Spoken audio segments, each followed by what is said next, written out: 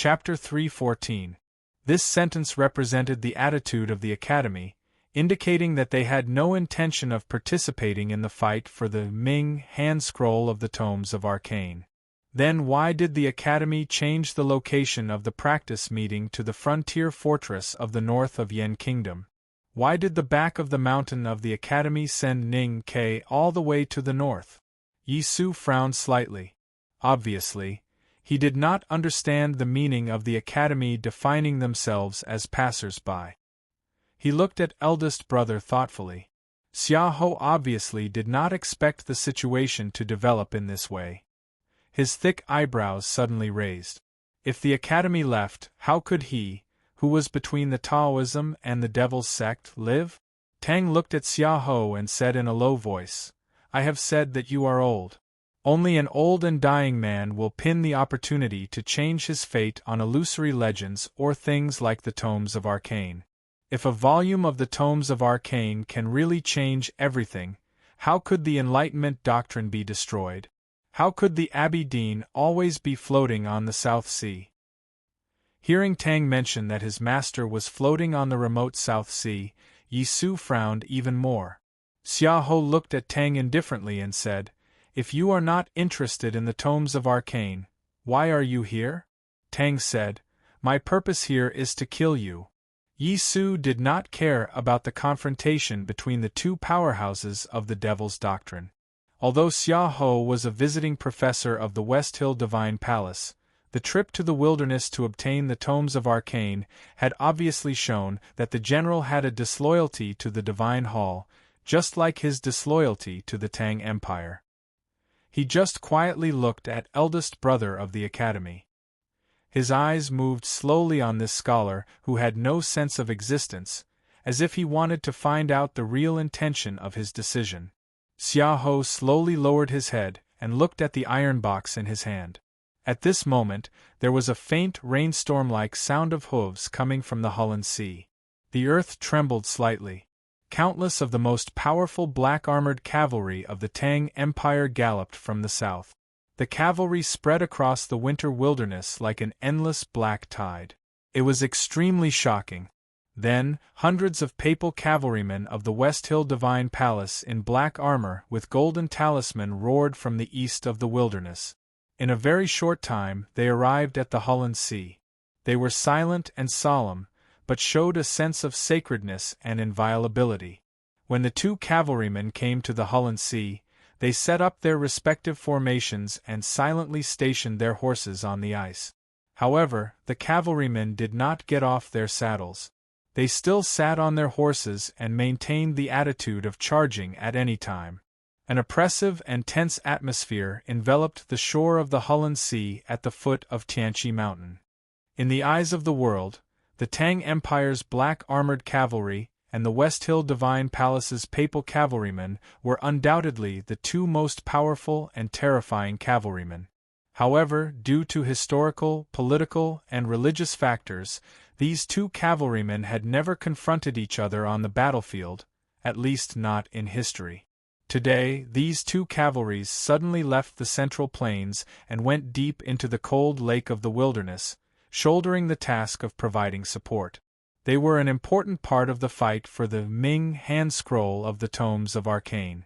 Could it be that they were finally going to have a big battle today? The heavy armored cavalry with amazing speed and terrifying charging force had always been a nightmare for all kinds of cultivators on the battlefield. That was because the carefully cast thick armor could allow the warhorses and cavalrymen to completely ignore the attacks of flying swords and the like. At this time, these people standing at the foot of the mountain north of the Hulun Sea were the strongest in the world. Of course, they were not ordinary cultivators who would easily die on the battlefield.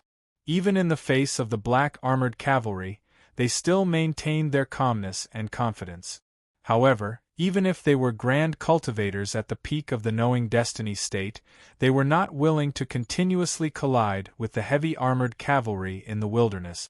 This was because, Whether it was the historical records of the West Hill scriptures or the records of the opening battles of the Tang Empire, there were stories of cavalry generals who went crazy and used hundreds of precious heavy-armored cavalrymen to kill powerhouses at the Knowing Destiny state. The fight for the Ming hand scroll of the Tomes of Arcane finally came from the dark corner to the light of the world, with the cavalry gathering like dark clouds and black tides. It could no longer be hidden. Looking at the black-armored cavalry of the Tang Empire by the Hulun Sea, the gentle smile on the face of the eldest brother of the academy finally disappeared. He looked at Xia Ho and asked softly, "General, do you want to rebel?" Yi Su lowered his head and said softly, "Elder Xia wants to betray Haotian Taoism and return to the embrace of the devil's doctrine?" The voices of these two people were very calm and soft. However, they represented the Tang Empire and Haotian Taoism, the two most powerful forces in the world. No matter how powerful Xia Ho was and how loyal the northeast border military of the Tang Empire was, if he was abandoned by both parties at the same time, he would only die. Xia Ho said after a moment of silence, "I am indeed old. The Tomes of Arcane are useless to you, so you don't have to care. But it is useful to me. At least I hope it can be useful to me, so I care very much." Then he looked at Yi Su and said expressionlessly, "I am a visiting professor of West Hill, but also a general of the Tang Empire. I am a man of the secular world, so I have to borrow the power of the secular world. Today, neither you nor the Tang Empire have the confidence to keep me here. Mr. First will not intervene, so this Tomes of Arcane must be taken away by me." Eldest brother seemed to have thought of something and sighed. "Why won't I intervene?" Xia Ho said indifferently, "Because I will present the Ming hand scroll of the Tomes of Arcane to the Emperor of the Tang Empire. Today, in front of everyone, I ask Mr. First to be my witness. According to the rules set by the headmaster of the academy, this is a political matter, and no one from the academy can interfere. As a general of the Tang Empire, he left his station without an imperial edict. Now, he even ordered more than 1,000 black-armored cavalry to enter the wilderness.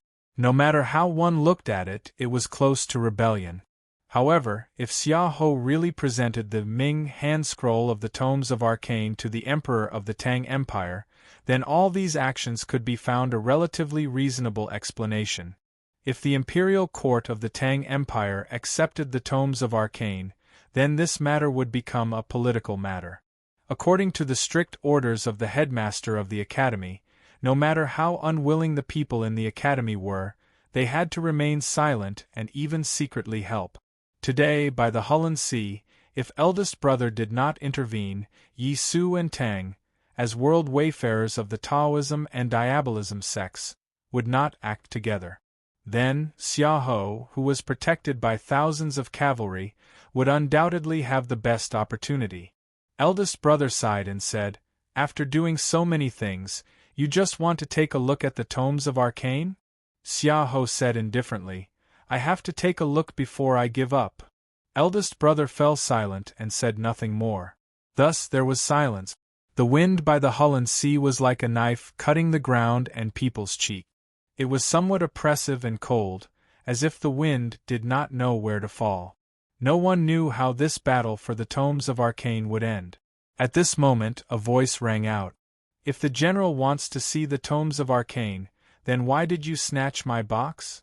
Ning Ke opened his eyes and looked at Xia Ho curiously and confusedly. His eyes were bright and clear, and his expression was innocent. But in fact, there was great malice hidden in them. He wanted to see Xia Ho's disappointed look and vomit blood. Except for Mo Shanshan and Yi Hongyu, who understood what he meant, the rest felt that his question was a little meaningless. The Ming hand scroll of the Tomes of Arcane was naturally in the iron box. Otherwise, why would Xia Ho be willing to withstand the two great mountains of the West Hill Divine Palace and the Academy for that box? Yi Su glanced at Xia Ho coldly. He thought that although the Ming hand scroll had been lost for a long time and he had not seen it personally, Xia Ho had it for a long time and must have found out what was in the box in some way. Eldest brother did not enter the front gate of the devil's doctrine, but for some reason, he seemed to believe Xia Ho's words. There was a hint of a smile in his gentle and clean eyes. He looked at Xia Ho and asked, "Yes, why?" Xia Ho looked at the two brothers of the academy and said indifferently, "Mr. First, Mr. 13, do you think that you can disturb me with a casual word? I will definitely not misjudge the aura of the thing in the iron box." The iron box was very ordinary, but it was very thick and well sealed. There were faint rust marks on the surface, and it also had the smooth metallic luster that Xia Ho's fingers had rubbed on it. It was impossible to tell what was in it from its weight and feel. However, Xia Ho could clearly feel the aura of the thing in the box. The aura was so familiar and made him feel awe. This kind of awe originated from the deepest part of his sense of perception, as if it was an instinctive fear and respect. He believed that among all the people present, only he, the old man of the Enlightenment doctrine, could clearly feel the aura of the thing in the box. Other than the Ming hand scroll of the tomes of arcane that led to the establishment of the Enlightenment doctrine, what else in this world could make him instinctively feel fear and respect? He wanted to get close to it but did not dare to get too close to it. The iron box opened with a click. There was no Ming hand scroll of the tomes of arcane, not even a piece of paper. There was only a box of dim ashes mixed with some bone chips that had not completely melted. He was a powerhouse at the peak state of martial arts, and his strong hands were as steady as a rock even when he was holding a giant tripod. However, at this moment, he began to tremble just by holding a small iron box. His face became more and more solemn, like black iron. Xia Ho stared at the ashes in the box and remained silent for a long time. His silkworm-like eyebrows no longer had a trace of anxiety. He raised and frowned and then calmed down again. His thick blood-like lips were slightly pale, and after a long time, he squeezed out a voice that sounded like metal rubbing against each other. "What is this?" Ning Ke looked at his face and said, "This is the ashes of Master Lotus." Hearing the words, Master Lotus, both Yi Su and Tang's expressions changed slightly. Even eldest brother could not help but look at the ashes in the box. He wondered what these children had encountered in the front gate of the Devil's Doctrine. Ning Ke stared at Xia Ho's face. He faintly guessed that Xia Ho should be related to the ghost-like old monk. Xia Ho just stared at the ashes in the box. Ever since he heard the words, Master Lotus, he had remained absolutely still like a statue. There was no depressed expression on his face. Instead, it was extremely strange, as if he was crying yet not crying. After a long time, the strange expression on Xia Ho's face gradually disappeared. A deep and bitter smile appeared on his face. He looked at the ashes in the box and sighed softly. His knuckles that were holding the iron box suddenly turned pale, as if he was exerting force. However, after a while, he gave up this action and said indifferently, "Since it is the ashes of a senior sublime being, then I will bury it for him." The situation had developed to this point and taken a turn.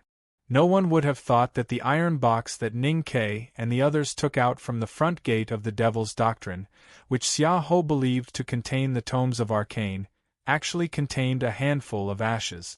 There was a dead silence in the field. Eldest brother looked at Xia Ho and sighed. Why?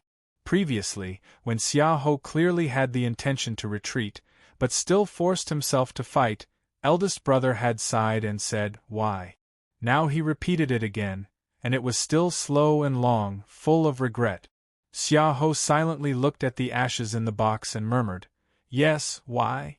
Whether it was the 7 tomes of arcane or the 32-petal lotus, whether it was Xia Ho who did not want to continue to struggle between light and darkness with various identities, or whether it was his teacher Lotus who calmly and joyfully walked between light and darkness in search of liberation, they could only turn into a handful of emotionless ashes in the end. However, before turning into ashes, people always had to fight and fight for these things and certain ideas. If one were to ask why it was so, one could only sigh and say, Why is life so bitter? I have been coughing for 2 days for no reason. My chest hurts like hell, but it's okay. Tomorrow I will fly to Shanghai for the annual meeting. I will strive to constantly update. Watch my performance. I will work harder when I go home. To be continued.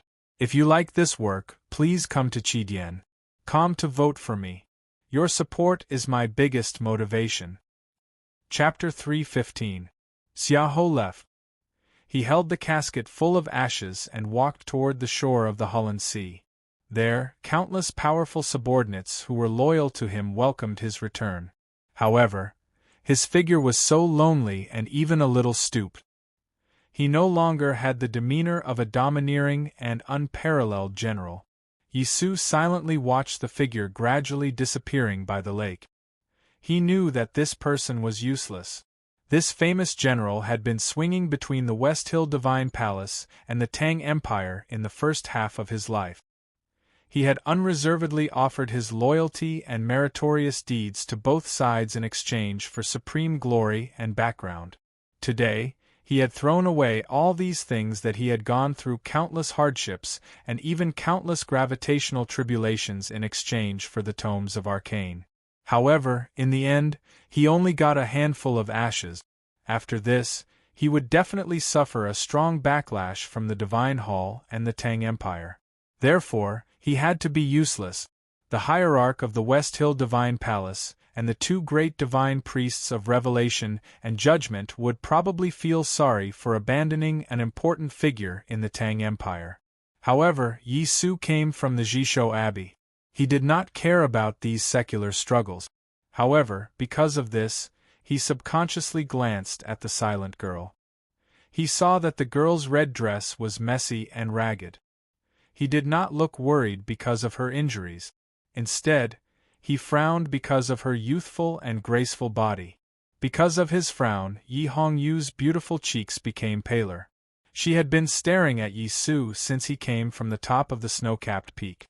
Neither Xiaohou's iron box nor eldest brother of the academy could make her look away. However, Yi Su did not look at her. Until this moment, he finally looked at her. However, his eyes were filled with disgust. This fact made her feel extremely painful. Ning Ke noticed that her expression was a little strange. He followed her gaze and saw the man with a sword floating like a ghost. He thought that he had guessed the truth. He lowered his voice and asked, "Old lover?" Yi Hongyu slowly turned her head and glanced at him emotionlessly. She said, "I will kill you." Ning Ke quietly took half a step behind eldest brother and said proudly, "No one can kill me now." Tang Xiaotang interrupted, "Don't talk nonsense. That is her brother." Ning Ke realized that he had misunderstood and smiled apologetically at Yi Hongyu. Tang, the world wayfarer of the Devil's Doctrine, was Tang Xiaotang's elder brother, and the guy with the wooden sword was Yi Hongyu's elder brother. Ning Ke thought that old Master Haotian was indeed unfair to both the brother and sister, who were cultivation geniuses. Then he remembered that he had sincerely wished that the girl's Chen Pippi fell in love with would have the fiercest elder brother in the world.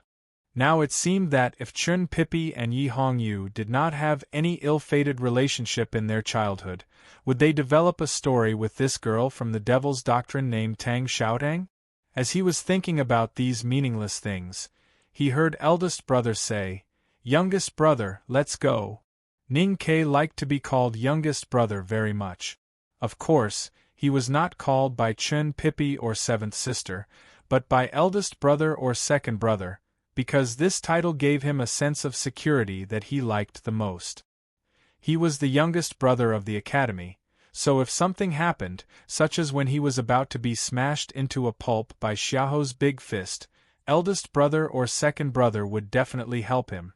This was undoubtedly the best thing in the world, so he answered very straightforwardly, "Got it, eldest brother."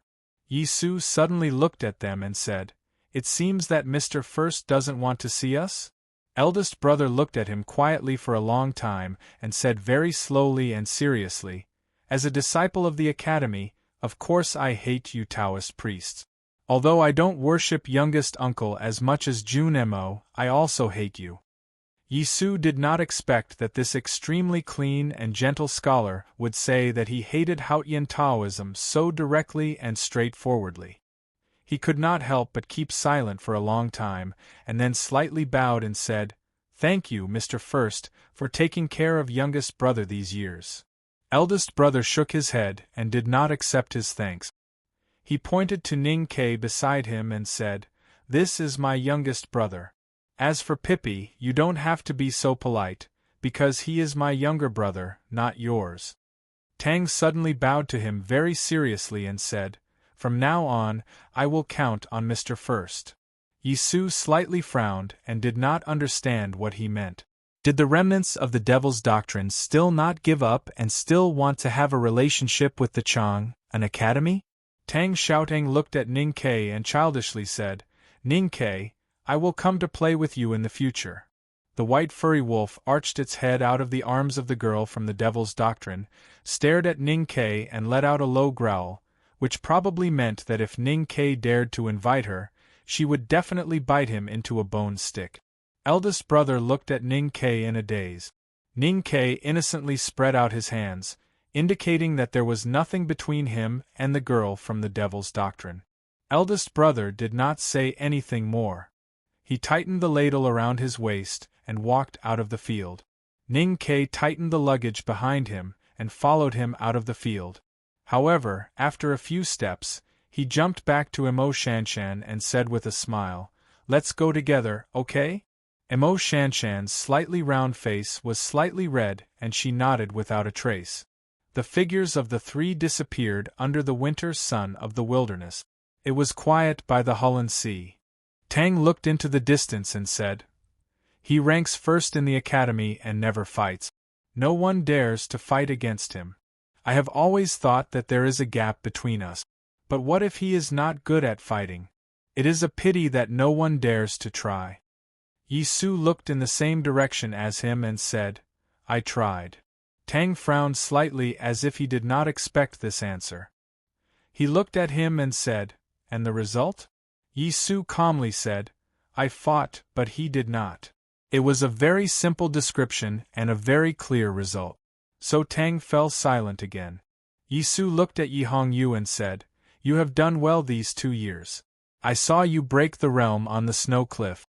But it is not good for you to be too obsessed with some things."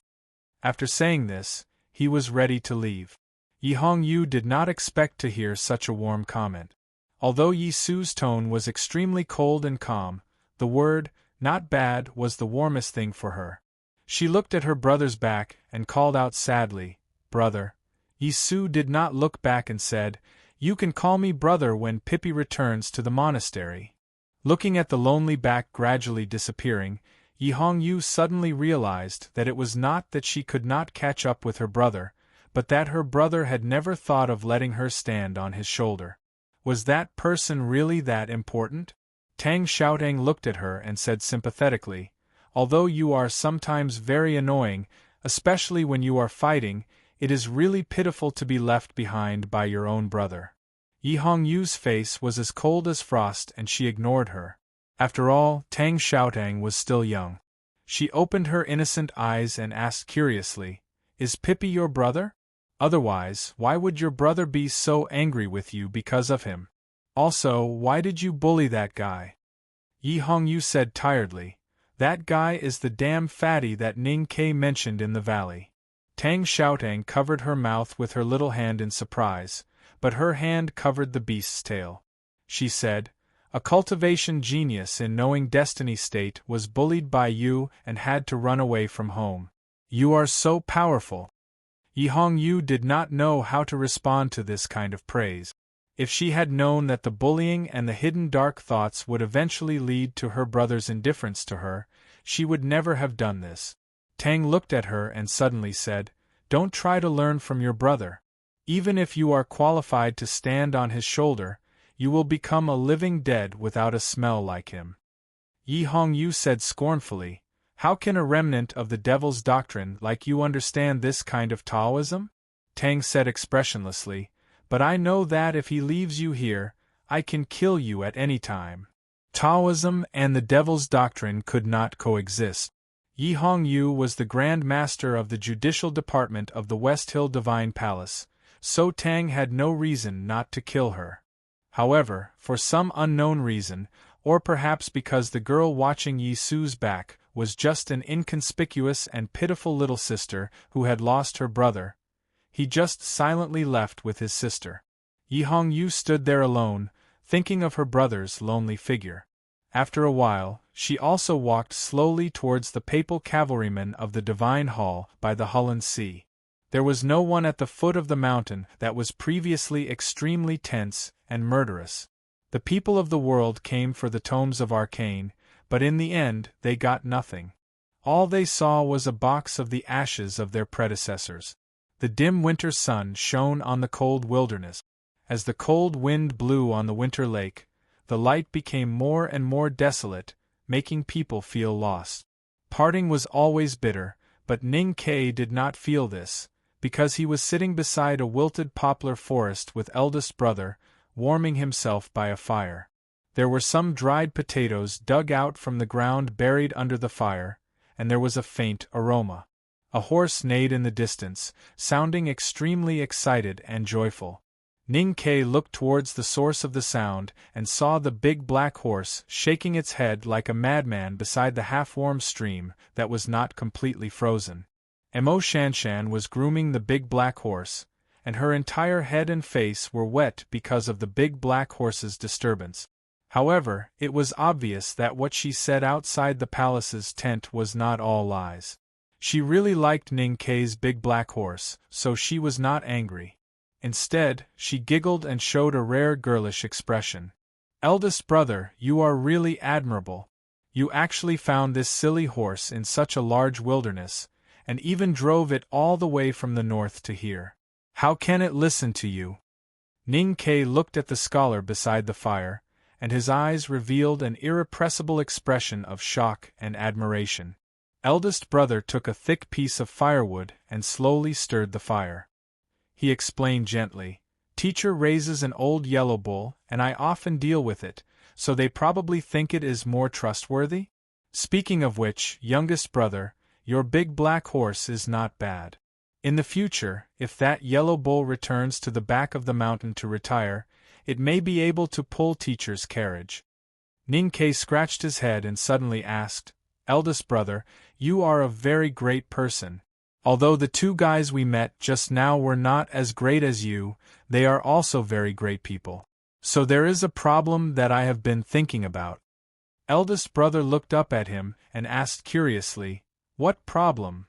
How can people like Yi Su, the successor of Jishou Abbey, be so stubborn as to believe that the Ming hand scroll of the tomes of arcane is in the iron box? Tang is the successor of the Devil's Doctrine, why does he also believe it? If people like them are sure that the Ming hand scroll of the tomes of arcane will definitely appear here, then why has no one found it?" Ning Kai looked at eldest brother and asked seriously, "Where is the tomes of arcane?" "Running to the airport immediately." Tears in my eyes. The plane actually landed at Rainbow Bridge, but the hotel is in Zhangjiang. My comrade on the subway, I will be with you for a long time again. My comrade on dinner, I will not see you for a long time again. To be continued. If you like this work, please come to Chidian.com to vote for me. Your support is my greatest motivation. Chapter 316. Maybe it was because Shanshan's little hand was too comfortable, or eldest brother of the academy had said that he would replace the old yellow bull and pull the carriage for an old man. Anyway, the big black horse suddenly became stiff by the warm stream. Its four limbs were stuck in the gravel like a wooden horse. Ning Kai did not pay attention to the silly horse's movement. He just stared at eldest brother's eyes and waited for an answer with expectation and curiosity, even if it was just a guess. For this tome of arcane, he had traveled all the way from the frontier fortress of the north of Yen Kingdom. He had experienced many hardships and even the threat of death. It was really hard for him to accept that everyone had scattered after a fight and no one mentioned the whereabouts of the tome of arcane again. Eldest brother thought for a while and said with a smile, since the great divine priest of revelation said that the tomes of arcane would appear in the wilderness, I think Yi Su would believe it and Tang wouldn't doubt it.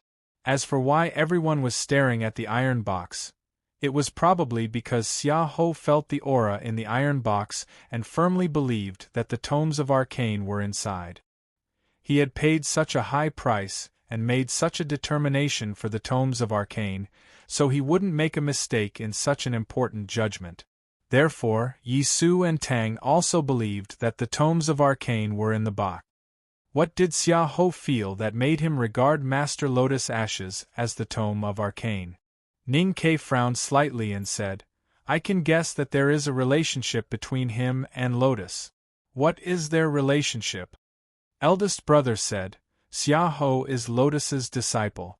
Now it seems that you have a special encounter in the front gate of the Devil's Doctrine. I think you know what kind of person Senior Lotus is. Xia Ho betrayed the Devil's Doctrine, and I'm afraid that Lotus will come back to him every night to make trouble. This is the so-called Heart Devil. Ning Ke was silent for a moment and suddenly said with emotion, Is there anything that you don't know, Senior Brother? Of course there are many. Even the headmaster of the academy admitted that there are many things that he did not understand, not to mention us disciples. Younger brother, you must know that no one in the world is born with knowledge. Speaking of this, eldest brother suddenly froze and looked at his face and laughed. Ning Ke did not notice the message hidden in eldest brother's expression. He said in distress, Senior brother, why do I feel that the topic seems to have been diverted to the South Sea? Can you stop interrupting and tell me where the tome of arcane might be? Eldest brother and youngest brother of the academy had their first long talk beside the warm bonfire in the bitter cold wilderness.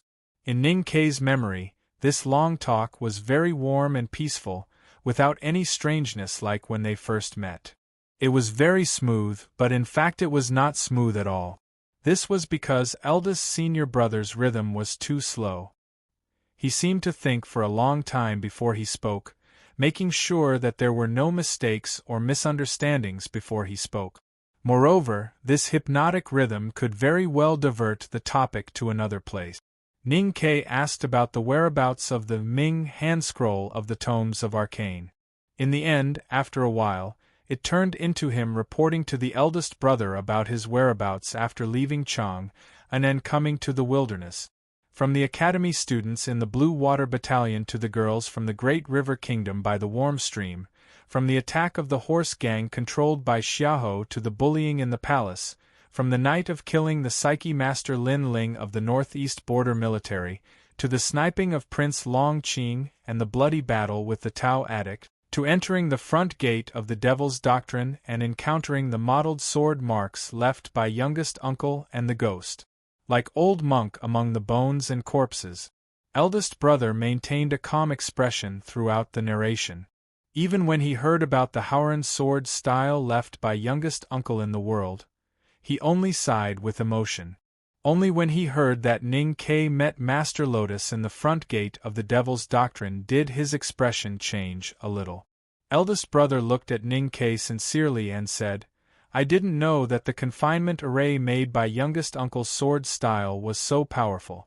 Even the headmaster didn't know that Senior Lotus was still alive. If he knew, I wouldn't have dared to let you enter the front gate alone. I wanted to let you cultivate and sharpen your skills, but I didn't expect you to encounter so many dangers. Youngest brother, I'm really sorry. At this moment, Ning Ke finally confirmed that this trip to the wilderness was arranged by the academy. The headmaster of the academy and eldest brother had indeed been secretly watching him. However, it was obvious that the seemingly omnipotent and omniscient teacher and eldest brother, who was so strong that no one dared to challenge by the bonfire, were not really omniscient. At least they didn't know that there was a Master Lotus hidden in the front gate of the Devil's Doctrine, who could draw out Xiaoho's inner demons even if he was turned into ashes. Thinking of the dangerous encounter beside the pile of bones and the ghost-like old monk who lowered his head and gnawed on the girl's flesh, Ning Ke couldn't help but burst into tears.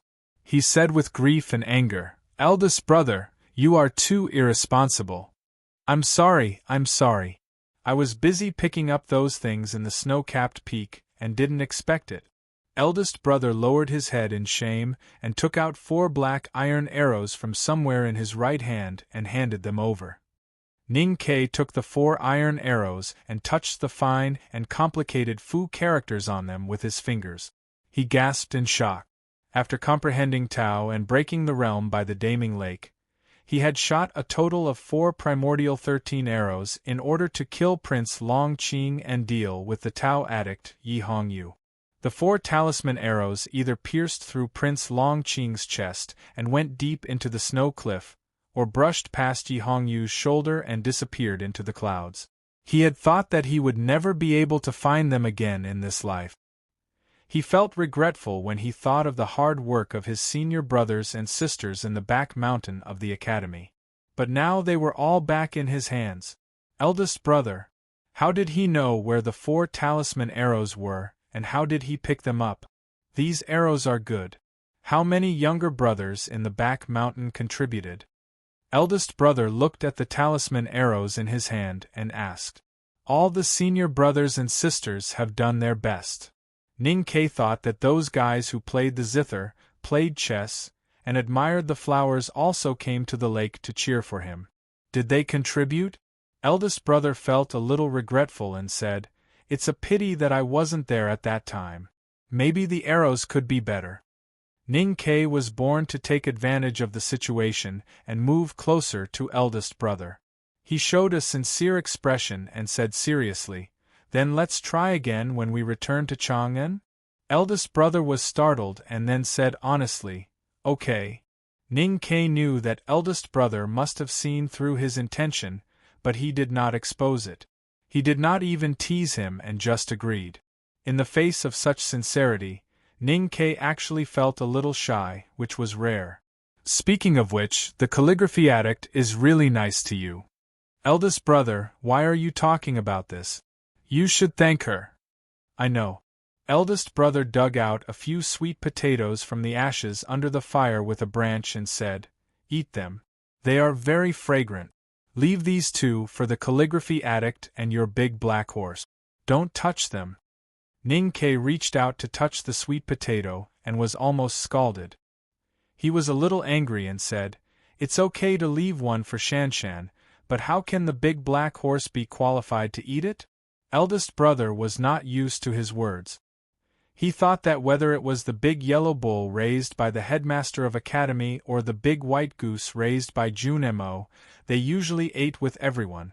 Why couldn't the big black horse raised by youngest brother?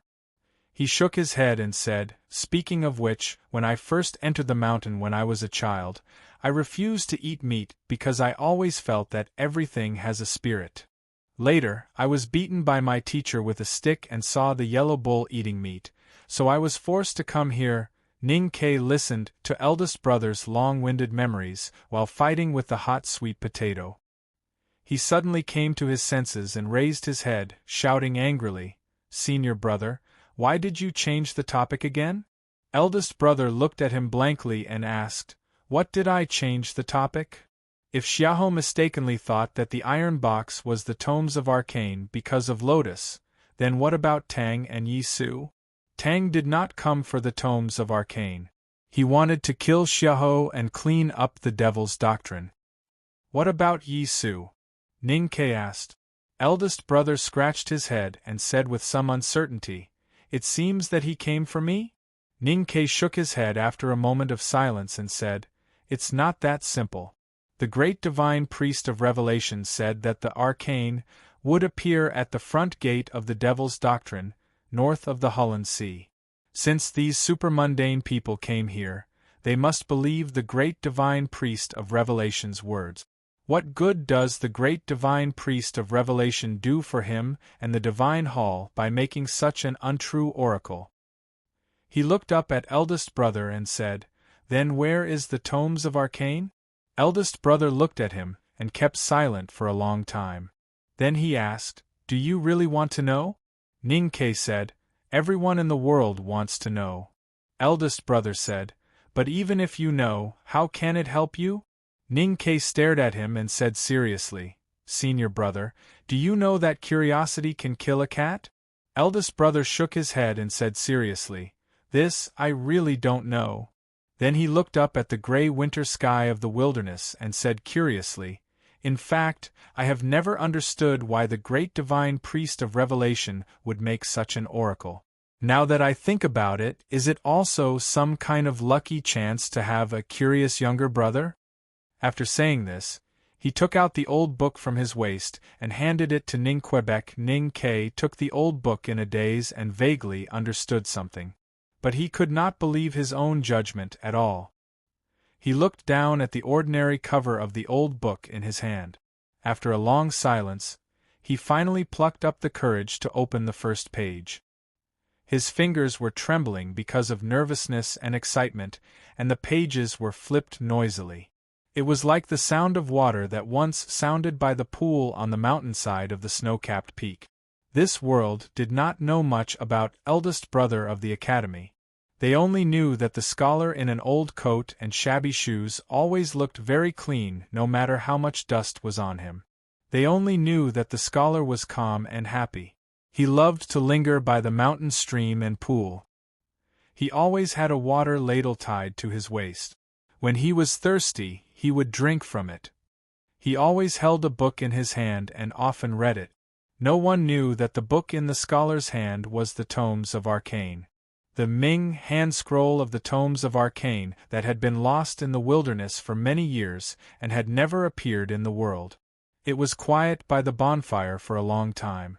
In fact, Ning Ke did not dare to read the old book seriously because he did not know what would happen after reading it.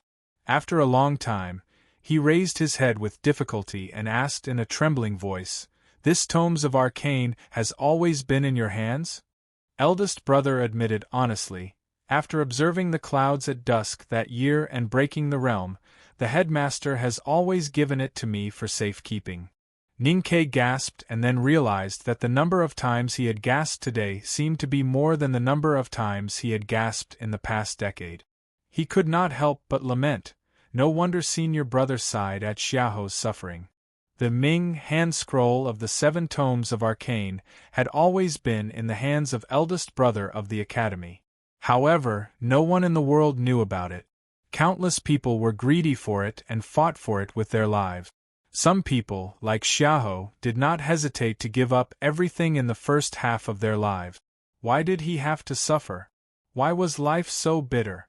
Fortunately, Ning Ke was now the youngest brother of the academy. For the academy, all kinds of bitterness in life were usually the bitterness of others. "It's here. I'm tired. I can't drink too much at night. I need to write. Besides, it's the middle of the month. Everyone has a new monthly ticket. Hurry up and vote. Thank you." To be continued. If you like this work, please come to Qidien.com to vote for me. Your support is my biggest motivation. Chapter 317. When Ning Ke gently opened the old book by the bonfire, an aura slowly emerged from the yellowish paper. This aura was calm and serene, as if it did not belong to the human world. In a flash, it floated up to the sky, as if it was going to disperse into the winter clouds and never return to the page. Because this aura was too calm and tranquil, it couldn't repel anything in the winter wilderness. However, it didn't fuse with anything, not even those soft cloud threads. This was not resistance or rejection, but rather, it maintained its silent nature and didn't even want to come into contact with it. Without contact, there would naturally be no mutual effect. It was still the quiet winter clouds and the frost forest in the wilderness. Even the cultivator with the most powerful psyche power in the world could not discover the aura emitted by this book. However, the sky could. Because the blue or gray sky was a mirror, an omnipresent mirror that belonged to Haotian. Therefore, it could clearly reflect the appearance of the aura. The low-hanging clouds in the winter sky were like old cotton mattresses that had absorbed enough water. After the Ming hand scroll of the Tomes of Arcane was opened, they quickly reacted. The thick clouds twisted and tore violently. Then, they entangled and swallowed each other. In the end, they separated from each other and turned into countless independent clouds. Among the tens of thousands of clouds, the distant blue sky was revealed. It was because of this background that these clouds had a clear sense of suspension and became countless silent stones floating in the air. Ning-Ke looked up at the cloud stones in the sky and thought of the hundreds of millions of jagged rocks in the Great Blockage Formation outside the front gate of the Devil's Doctrine. He seemed to understand and feel something in his heart. He sighed with emotion and remained silent. Somewhere in the black wilderness, Yi Su was looking at the sky and observing the clouds. His hands were behind his back, as if he had already grasped the thin wooden sword. His head was raised high, as if he had already leaned against the thin wooden sword. His clothes were very thin, as if they would flutter with the cold wind in the wilderness. The expression on his face was also very thin. It was a kind of thinness formed by a kind of self-deprecating indifference. Another place in the black wilderness, Dun was also looking up at the sky and observing the clouds. His hands were hanging by his side, tightly gripping them like two firm stones. His head was raised high, like a boulder on the edge of a cliff that was about to fall. His fur coat was very thick. No matter how the cold wind blew on the wilderness, it did not leave a trace. The expression on his face was also very sincere. It was a kind of calmness formed from understanding the truth. Another black wasteland. Xiaohou gently lifted the reins and slowly raised his right hand, signaling the dark armored cavalry around him to stop. Then, he raised his head to look at the tens of thousands of clouds in the sky that looked like suspended rock. He could not help but recall the mountain gate that he could see day and night many years ago. He thought of many things, and a few traces of pain flashed across his steely face. At this moment there were many people in the wilderness. They did not have the ability to come into contact with the tranquil aura that leaked out from the tomes of Arcane, but they could see the strange phenomenon in the sky. They could see the independent clusters of clouds that did not merge with the heaven and earth. So they were shocked and then silent. The oracle of the great divine priest of revelation was true. The Ming hand scroll of the tomes of Arcane appeared in the wilderness. Regrettably, people could only look at the sky and observe the clouds to know that the tomes of Arcane had appeared, but they did not know where in the wilderness the tomes of Arcane had appeared. Senior brother, since the tomes of Arcane are in your hands, why didn't you tell them before? They didn't ask me and I really didn't want to tell them. That makes sense. You can't tell anyone except the people of the academy. Yes, if I told them, they would definitely come to rob me. I don't want to fight with them. I've said that I'm not good at fighting. Xiaohou and the others are very strong. It's very hard to defeat them. Ning-Ke noticed that eldest brother did not say it was very hard, but just hard. He could not help but laugh after being startled. Youngest brother, what are you laughing at? Nothing. I just think that eldest brother is really a wonderful person. What's so wonderful about it? Everything is wonderful. Well, I don't really understand this sentence. Eldest brother. Youngest brother? How do we close this tomes of Arcane? We can't always leave it open. The reaction of the sky is so strong. What if someone really finds the traces and chases after us? There are usually 3 steps to close the tomes. First, eldest brother. Youngest brother. There's something strange about this tomes of Arcane. I took a look at it and my sense of perception was so shocked that I want to vomit blood. That's why I want to close it. Now that I'm talking to you, I feel like vomiting blood even more. So can I trouble you to help me? Oh, I see. Eldest brother. Youngest brother? Why don't you talk? Didn't you ask me to help? When Junemo was young, he got angry easily when I talked to him. At that time, he was like you just now, saying that he wanted to vomit blood. The so-called help, of course, is to shut up. I'm talking about the book. Of course, I'll remember the precautions when talking to you in the future. Oh, I see. A hand reached out from the reddish firelight. It was eldest brother's hand. The cover of the old book was extremely heavy for Ning Ke, and it was mixed with infinite pressure. Just a glance at it would make his sense of perception shake and break. However, it did not show any abnormality in eldest brother's hands, and it was closed with a gentle lift. As the pages were closed, the tens of thousands of clouds in the sky gradually dispersed and merged with each other. They returned to the gloomy and continuous stretch of wet cotton wool, covering the whole wilderness. Those powerhouses in the wilderness who sensed the celestial phenomenon and looked up at the clouds were silent for a long time. Then, with mixed emotions, they left silently.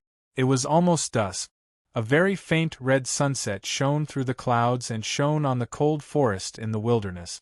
The warm stream, which was like a young girl's hair, reflected countless golden threads. The big black horse jumped like a clumsy monster sparrow by the stream. The beautiful young talisman master in a white coat chased after it. The color of the bonfire by the forest was getting darker and darker. Eldest brother put the leftover potato skin at his feet and asked slowly, "Did you find the Howran sword?" Ning Ke did not find the Howran sword that belonged to youngest uncle in the front gate of the Devil's Doctrine. But he knew what eldest brother really meant. So he nodded and said, "It's not the real sword, but I found it."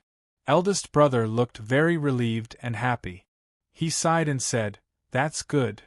After a moment of silence, Ning Ke asked very seriously, "Senior brother, why did you choose me to inherit youngest uncle's mantle?" The Ming hand scroll of the tomes of arcane had always been in the academy. Of course, the academy would not compete with other sections. It could only be for the mottled sword marks left by youngest uncle and the aura that wanted to return to the sect. Those sword marks and aura represented youngest uncle's spirit and mantle. They had been wandering outside because the front gate of the Devil's Doctrine was covered. Decades later, the front gate of the Devil's Doctrine was opened according to the heavens. It was at this time that the Empire and the Academy changed the plan for autumn practice and asked Ning Ke to lead the team to the wilderness. Now he naturally understood why. However, there were so many senior brothers and senior sisters in the back mountain of the Academy. He had the lowest state and the least experience. He had never met the headmaster of the Academy. Naturally, he was not the most favored one. So why did he inherit youngest uncle's mantle? Because this is your lucky chance, youngest brother. Eldest brother looked at him with a gentle expression. His clean eyes seemed to be able to see through Ning Ke's heart. Ning Ke murmured and repeated, "Lucky chance? What is lucky chance?"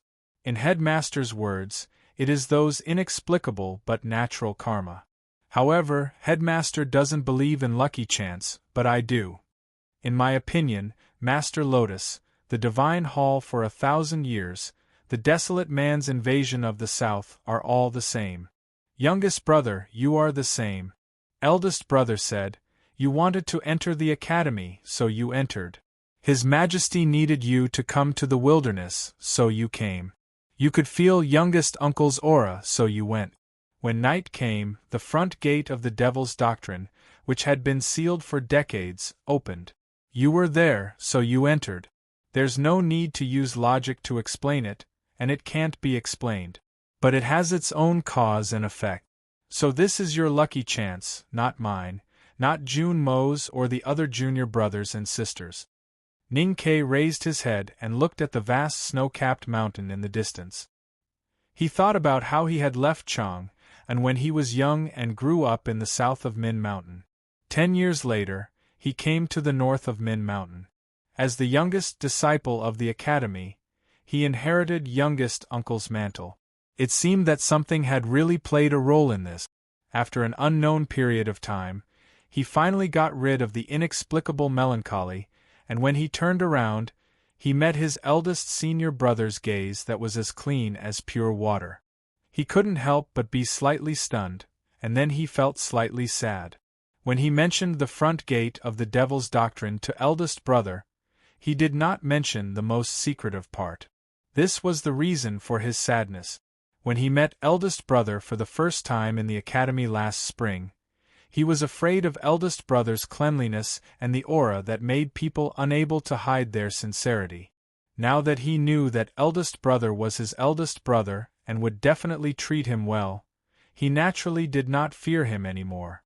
However, he felt more struggling and painful. Should he tell eldest brother about joining the devil? It was almost night and the stars were already out.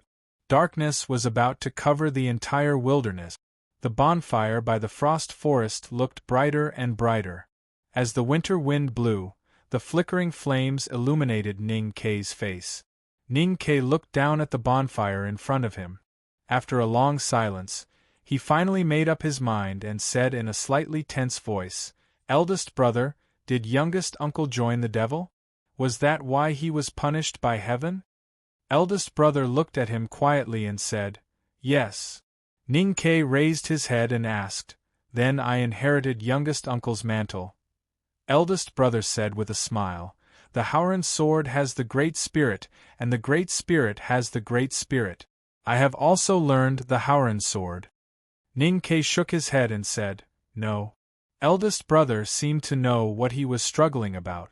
He waved his hand to stop him and said with a smile, "Youngest brother, if you really don't know how to face some things, then you can talk to the teacher about it in the future.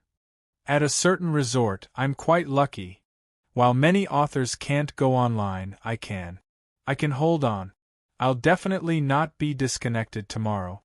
It's just that I'm not good at writing. If my writing is a little rough, please forgive me. Then, I strongly recommend Skeleton Fairy's new book, Templar. The book number is 233-6338. I'm also very curious as to what kind of story this hot-blooded fellow will come up with in the Xianxiao world. To be continued. If you like this work, please come to Qidien.com to vote for me. Your support is my greatest motivation. Chapter 3:18. Ning Kei vaguely understood the meaning of eldest brother's words, but he was not sure if he really understood. His mind became a little confused and he fell silent. Eldest brother looked at his expression and guessed his mood at this time. He smiled and changed the topic, saying, "Youngest brother, I don't know if you are willing to exchange your big black umbrella with me now." Hearing this, Ning Kei recalled the day when he first entered the academy and met a scholar in an old robe at the entrance of the alley. The scholar said that he was willing to exchange the water ladle at his waist for the big black umbrella, and he could not help laughing. At that time, he did not know that the scholar would become his eldest brother in the future. It was already late at night, and the bonfire by the frost forest was getting brighter and brighter, like a passionate red dancer dancing. Shanshan, who rode the big black horse for a walk at dusk, came back. The big black horse trotted happily as if it was also dancing. Accompanied by the smell of roasted potatoes and the crackling sound of firewood, 3 people and 1 horse spent the night in the open space by the forest. Ning Kei and Shanshan's injuries gradually healed, and with the warmth of the raging fire, they did not feel too sad. When they woke up the next morning, they were about to embark on the journey back to the south. Eldest brother found an old carriage and a few nooses. Ning Kei and Sangsing looked at the carriage in front of them and felt it was very strange. But thinking of eldest brother's ability, they felt relieved and did not ask anything. Only the big black horse had a very bad feeling when looking at the carriage. It probably guessed the heavy responsibility on its shoulders on the long journey back to the south. It lowered its head and kicked its hooves in annoyance. However, compared to its instinctive fear and obedience to Ning Kei, it did not dare to disobey the scholar who brought it here from the far north of Tianqi Mountain. The wheels rolled over the hard frozen ground or the loose snow, making different sounds. Accompanied by these boring sounds, and led by the big black horse's angry breath, the 3 sitting in the old carriage gradually left the cold forest and headed towards the palace of the grassland tribe in the south. The journey could be interesting or boring. Although it was inconvenient for Ning Kei to ask eldest brother about the internal cultivation problems of the academy because Shanshan was beside him, he had enough time to ask eldest brother about the stories of the cultivation world. In the past, Ning Ke knew nothing about the cultivation world. For example, he didn't know the origin of the Devil's Doctrine, the history of the Ming hand scroll of the Tomes of Arcane. The Academy was the legendary unknown place, and he didn't know that he was the legendary world wayfarer. Because of these things, he made a lot of jokes. He even said in front of Shanshan that the world wayfarer was nothing. It was like giving himself a tight slap in the face. This kind of psychological trauma made him thirstily want to know the history of the cultivation world. Now that he finally had the opportunity to see all the scenes of the peak of that world through his seemingly omniscient eldest senior brother, how could he miss it? In the following days, the stories of cultivation continued in the carriage. Other than the fact that eldest brother spoke too slowly and almost fell asleep, it was a perfect homecoming trip for Ning Quebec. The grassland tribes were already close to the Lieutenant Palace. Would the Blue Water Battalion at the frontier fortress of Northern Yen Kingdom be far away? If they went further south, they would enter the territory of the Tang Empire. After passing the two counties of Hebei and Gubei, they would see Chang'an. It was great that they could finally eat fried egg noodles again. It was great. The cultivation stories that eldest brother told Ning Ke were not secrets, at least to Mo Shanshan, the calligraphy addict, who was also from a famous sect. Therefore, she could not stay as excited as Ning Ke for a long time. She had heard many stories many times when she was young. Looking at Ning Ke's excited expression, she sympathized with Mr. First of the Academy, who had to play the role of the first teacher. She was even more impressed by Mr. First's strong patience. Other than the occasional sighs, Shanshan was also responsible for taking care of the big black horse's food and water. Most of the time, she was used to leaning against the window with her hands supporting her chin, looking at the scenery of the wilderness outside the window. The scenery of the wilderness in winter was really boring. She could not concentrate on the green grass and clear water. Therefore, in the end, she simply stared blankly. One day, Ning Ke finally noticed the girl's strange behavior.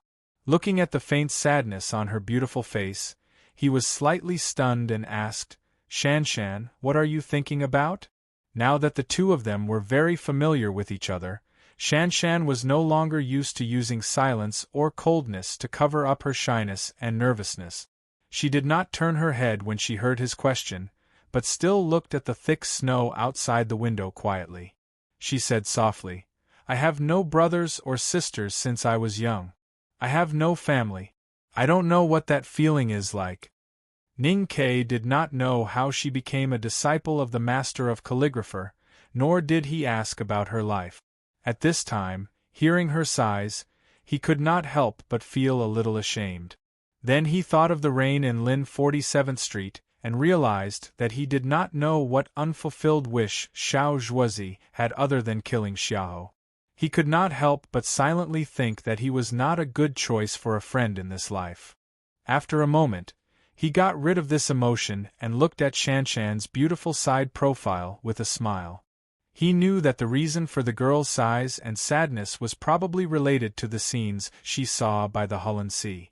In terms of herself, as the calligraphy addict, Mo Shanshan was completely qualified to be mentioned in the same breath as the Tao addict, Yi Hongyu, and the girl from the Devil's Doctrine, Tang Xiaotang. However, the two girls each had a powerful elder brother. When those people appeared, no one would notice her existence. How would she feel? Envy, jealousy, or sadness? I used to have a family, but I never had brothers or sisters. Therefore, I don't know what it feels like to have an elder brother. But if you have the chance to go to Chang'an and see my family, you can ask her.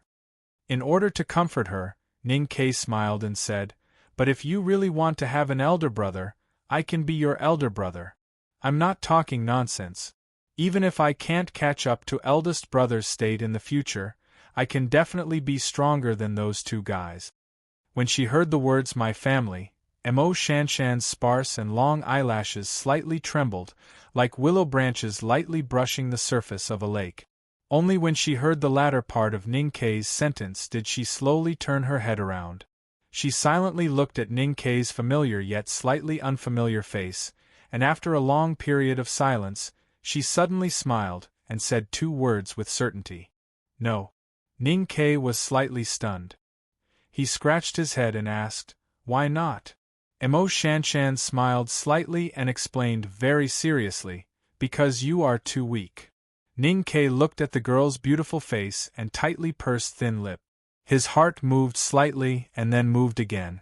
He thought that this sentence really hurt his self-esteem. Did he have to wear the hat of the weakest world wayfarer of the Academy in history for the rest of his life? His self-esteem was extremely fragile after experiencing so many setbacks. With a bitter face, he muttered to Shanshan, "I don't believe that I can't be stronger than those 2 guys in the future. If you're not satisfied with this, I'll let eldest brother recognize you as his sister. I'd like to see if you can find a brother in this world who's stronger than eldest brother." Eldest brother had been looking at the 2 from the opposite side of the carriage. The expression on his face was very gentle, like an experienced elder looking at his younger generation.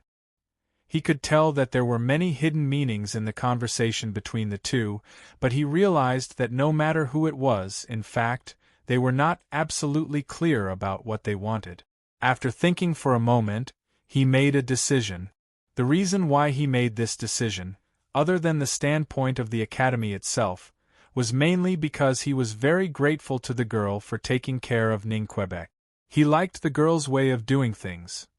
This was because he had vaguely guessed something after following the headmaster of the Academy to travel around all these years, and also because of the past that only belonged to him many years ago. When Shanshan heard this, she thought to herself, "What kind of status does Mr. First have in the Academy have?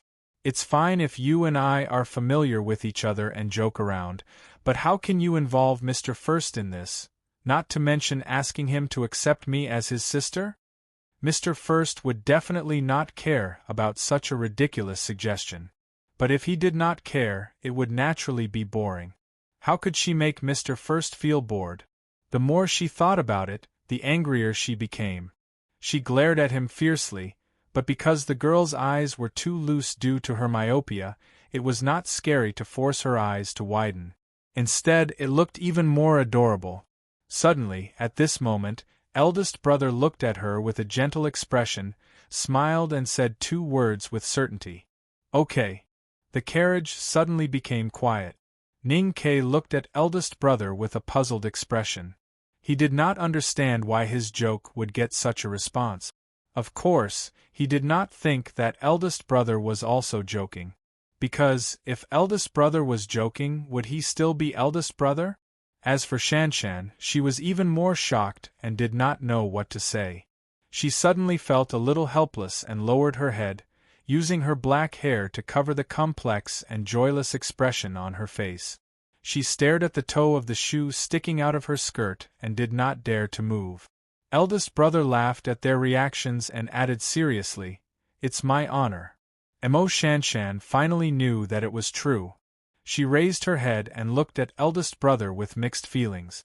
She knew what kind of lucky chance it was to be able to call Mr. First brother and sister of the Academy brother and sister. She also knew how much benefit it would bring to her. For a moment she felt an inexplicable fear and sincere gratitude. But most of all, she felt warm because of his gentle gaze. Eldest brother looked at her and asked calmly, "What do you plan to do next?" Mo Shanshan sat properly and calmed herself down. She answered seriously, "I planned to meet senior sisters and junior sisters in the military camp of the Yen territory and then return to the Great River through capital Qing and the South Jin Kingdom." Eldest brother smiled and said, "If you want to return to the Great River, you have to pass through the South Jin Kingdom. But you don't have to go through capital Qing. After entering the Tang territory, you can travel around Chang'an for a few days. What do you think?" Mo Shanshan did not know why Mr. First suddenly invited her to Chang'an. She turned her eyes slightly and secretly glanced at Ning Quebec. No one knew what she was thinking, but her slightly round and beautiful face instantly blushed. "Are we going to his Chang'an?" She lowered her head and thought shyly. But what came out of her thin lips was something else. Her voice was even softer than the buzzing of mosquitoes in the winter wilderness. I'm afraid that it will delay Mr. First's journey. It is indeed inconvenient to be outside. My head is about to fall off. Rub it yourself. Sigh. To be continued. If you like this work, please come to Chidien.com to vote for it. Your support is my biggest motivation. Chapter 319. Eldest brother said gently, after we meet the teacher in Chang'an, we will change the way we address each other. Now you can call me senior brother like youngest brother. As for the itinerary, you don't have to worry about it. For me, cultivation is just a wandering. Moreover, we are going to Tuyang City, so it is convenient for us to return to Chang'an. Listening to the conversation between eldest brother and Shanshan, Ning Ke vaguely sensed something, but subconsciously did not want to think too deeply about it. When he heard that they were going to Tuyang City, he thought that they were probably going to see Xiaoho, and could not help but feel a little worried. He didn't say what he was worried about because no matter how dangerous Sunsoil City was, he couldn't persuade a person like eldest brother to avoid it. However, his worry was very clear. Eldest brother said, "That day at the Hulun Sea, I did not know about the horse gang. Now that I know, and with the fist that he handed over when snatching the tomes of arcane, he has to give an explanation for these things." His tone was calm and gentle, and his speech was still slow. What he said was very simple and clear, because it was based on a simple and powerful logic. No matter if you were from Haotian Taoism or the Devil's Doctrine, no matter if you were from the imperial family or the world's famous general, as long as you wanted to be the enemy of the academy, then you must give an appropriate explanation. In this world, no one had to give such an explanation for a long time, because no one dared to disrespect the back of the mountain of the academy. The last time someone had to give an explanation was the peach blossoms on the West Hill Divine Palace's Peach Mountain.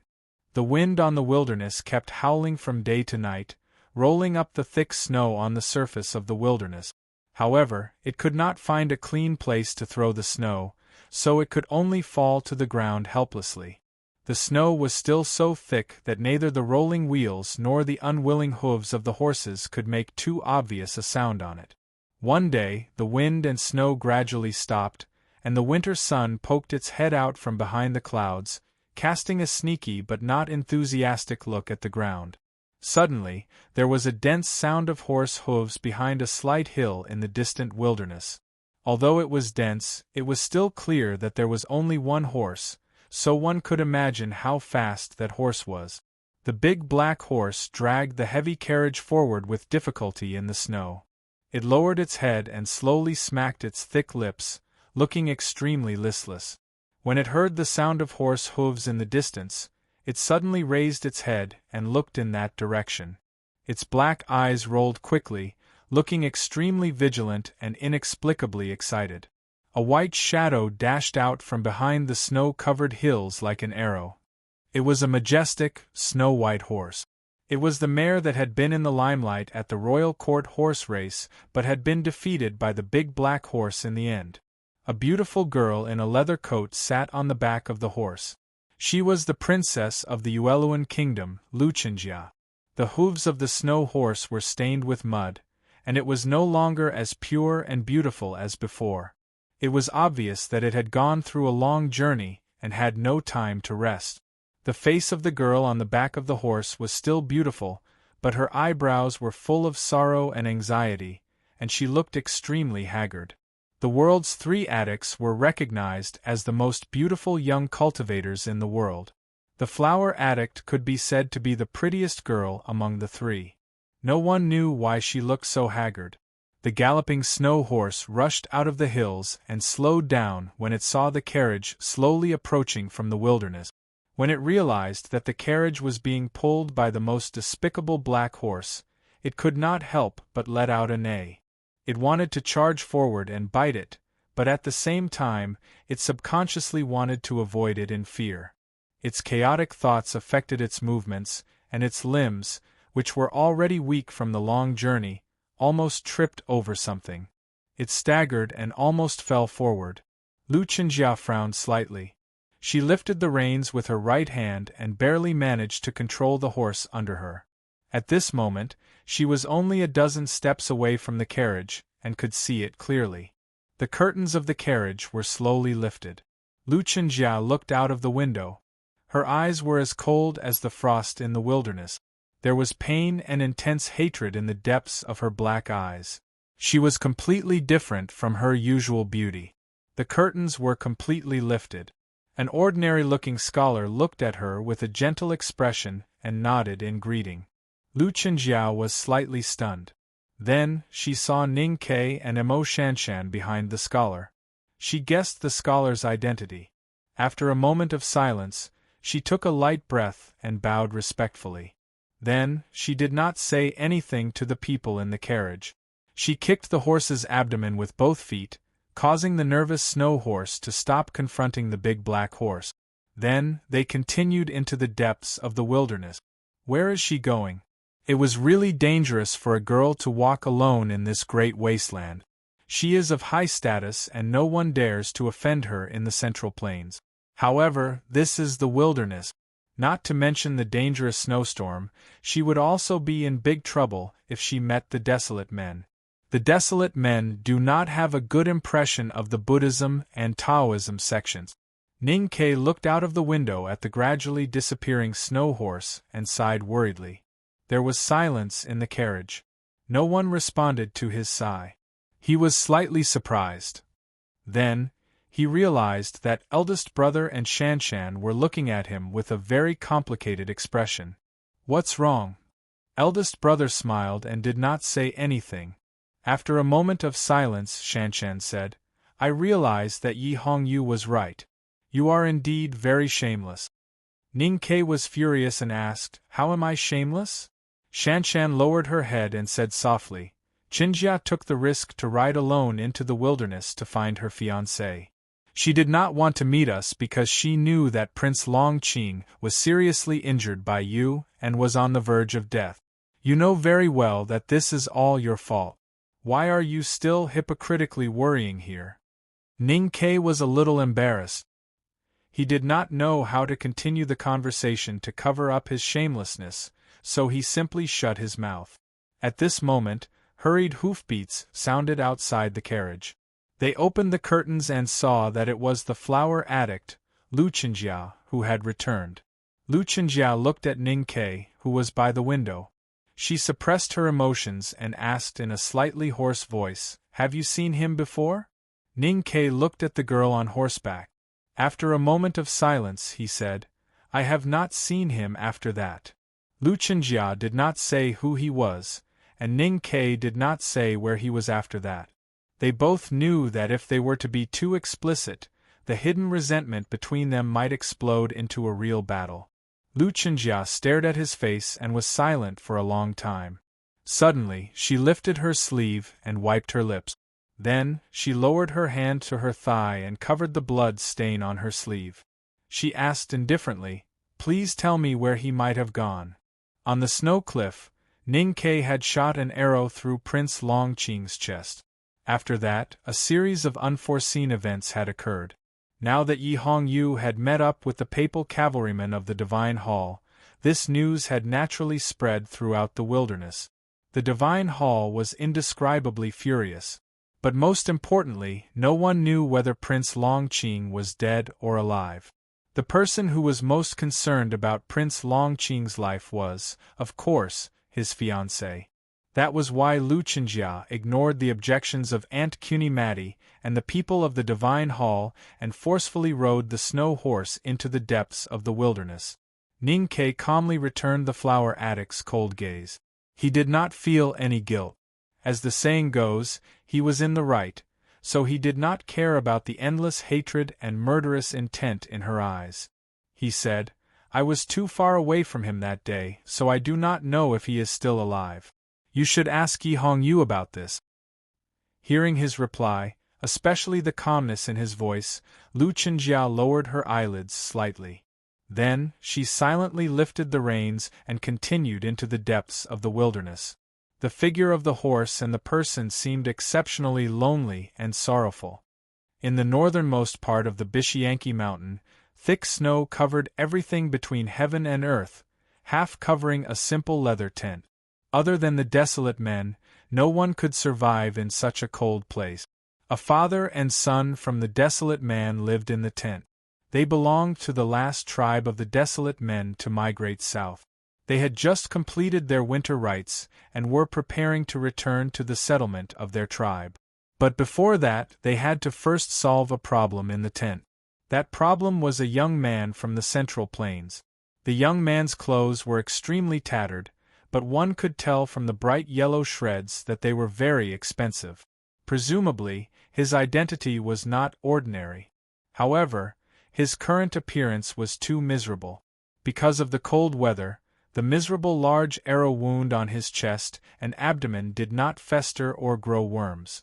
Instead, it was frozen into something that looked like bacon. It looked extremely terrifying. The father and son found him in the thick snow in the mountain. Although he was obviously from the Central Plains, the father and son followed the tradition of the desolate men when they went hunting and dragged him back to their tent to treat him. However, after the young man woke up, he still looked like a dead man. He stared at the linoleum on the top of the tent with his eyes wide open.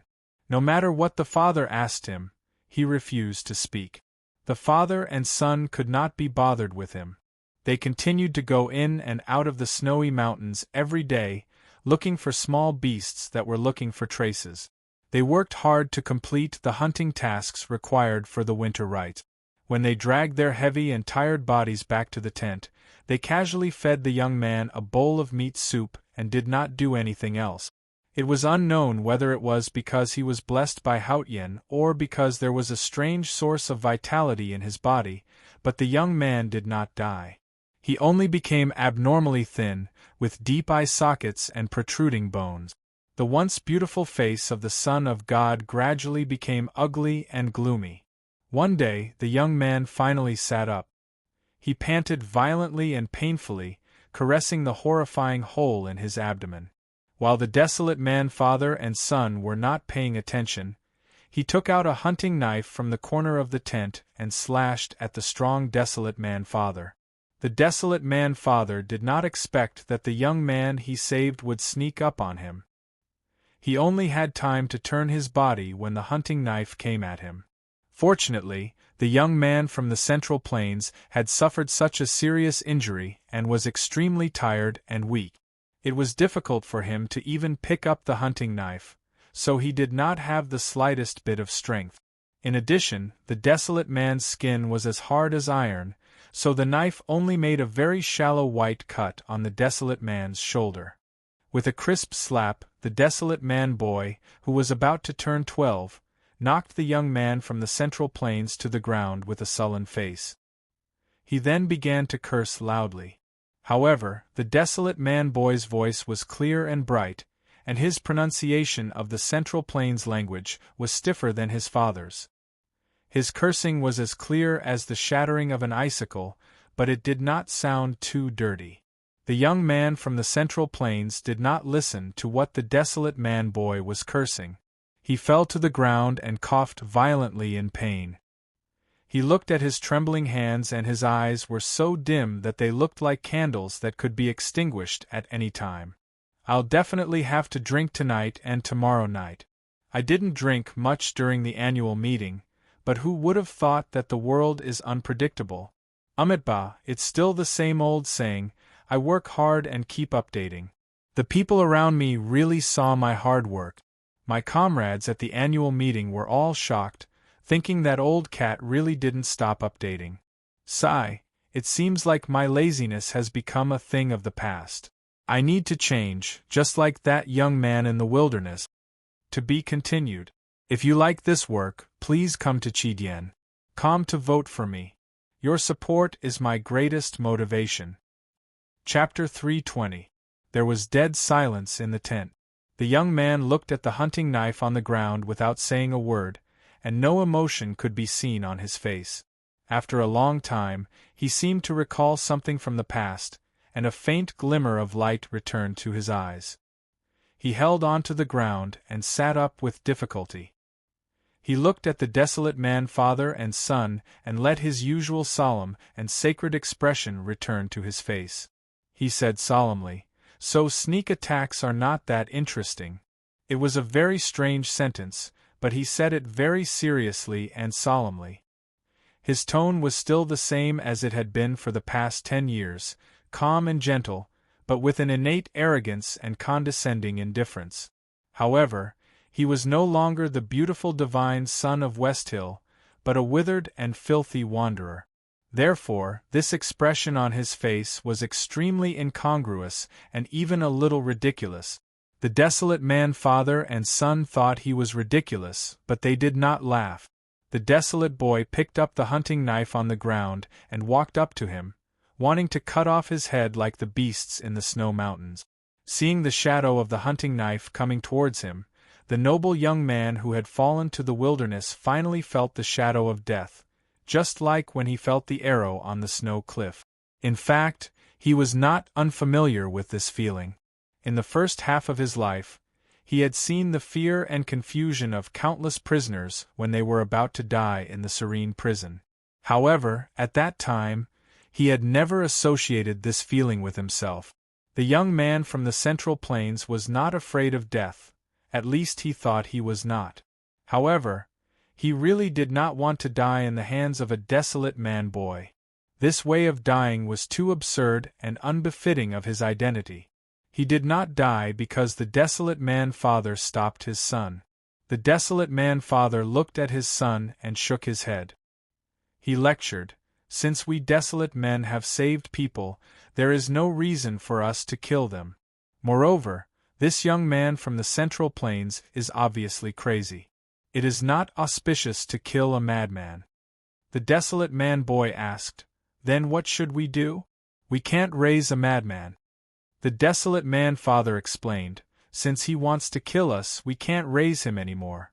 Throw him out and let him fend for himself. Yama will decide whether he lives or dies. This is the fairest way." The temperature of the tent was extremely low. The young man was seriously injured and was on the verge of death. Without the warmth of the tent and the bonfire, he would have died in a short while. The desolate man father and son knew this very well. However, even if the desolate man had compassion, they would not be stupid enough to overflow. The father carried the young man out of the tent like a chick, and threw him far away into a pile of snow. That young man was naturally Prince Longqing. On the snow cliff in the depths of the Tianqi Mountains, he was shot through the chest by Ning Kei's primordial 13 arrow when he was at the critical juncture of breaking through the knowing destiny state. That arrow not only almost killed him on the spot, but also destroyed his cultivation state and confidence. History had already proven that being disturbed by external objects at the critical juncture of breaking through the realm would have serious consequences, such as being devoured by the qi of heaven and earth. Ning Kei's primordial 13 arrow was definitely not an ordinary external object or inner devil. The impact on Prince Longqing was not as simple as being devoured by the qi of heaven and earth.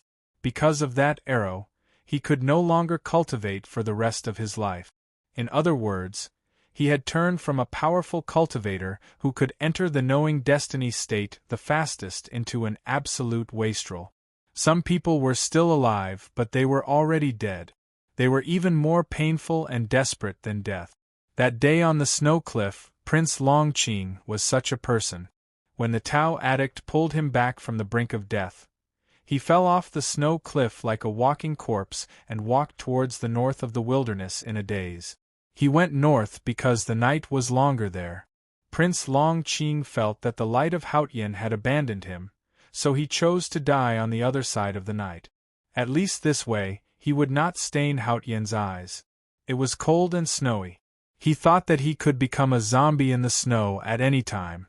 However, he did not know whether it was because of the pure Taoist aura that Yi Hongyu had poured into his body or the effect of the pill from the Jisho Abbey. He did not fall down. He walked painfully for a few days and then passed out in the mountains. If nothing else had happened at that time, when the pure Taoist aura in his body was gradually released and the effect of the pill completely disappeared, he would eventually become a corpse in the deep snow in the north of Tianqi Mountain. No one would ever discover his death. It would not be until thousands or tens of thousands of years later, when the weather changed again, and the snow melted, and the frozen corpse was revealed. However, who would remember a person called Prince Long Qing thousands of years ago? After being rescued by the desolate father and son, Prince Long Qing was still perplexed, but his desire to die had faded a little. Because no matter who it was, after experiencing a soulless struggle between life and death, they would always have stronger feelings for the human world. Being able to live made him feel good to the desolate man father and son.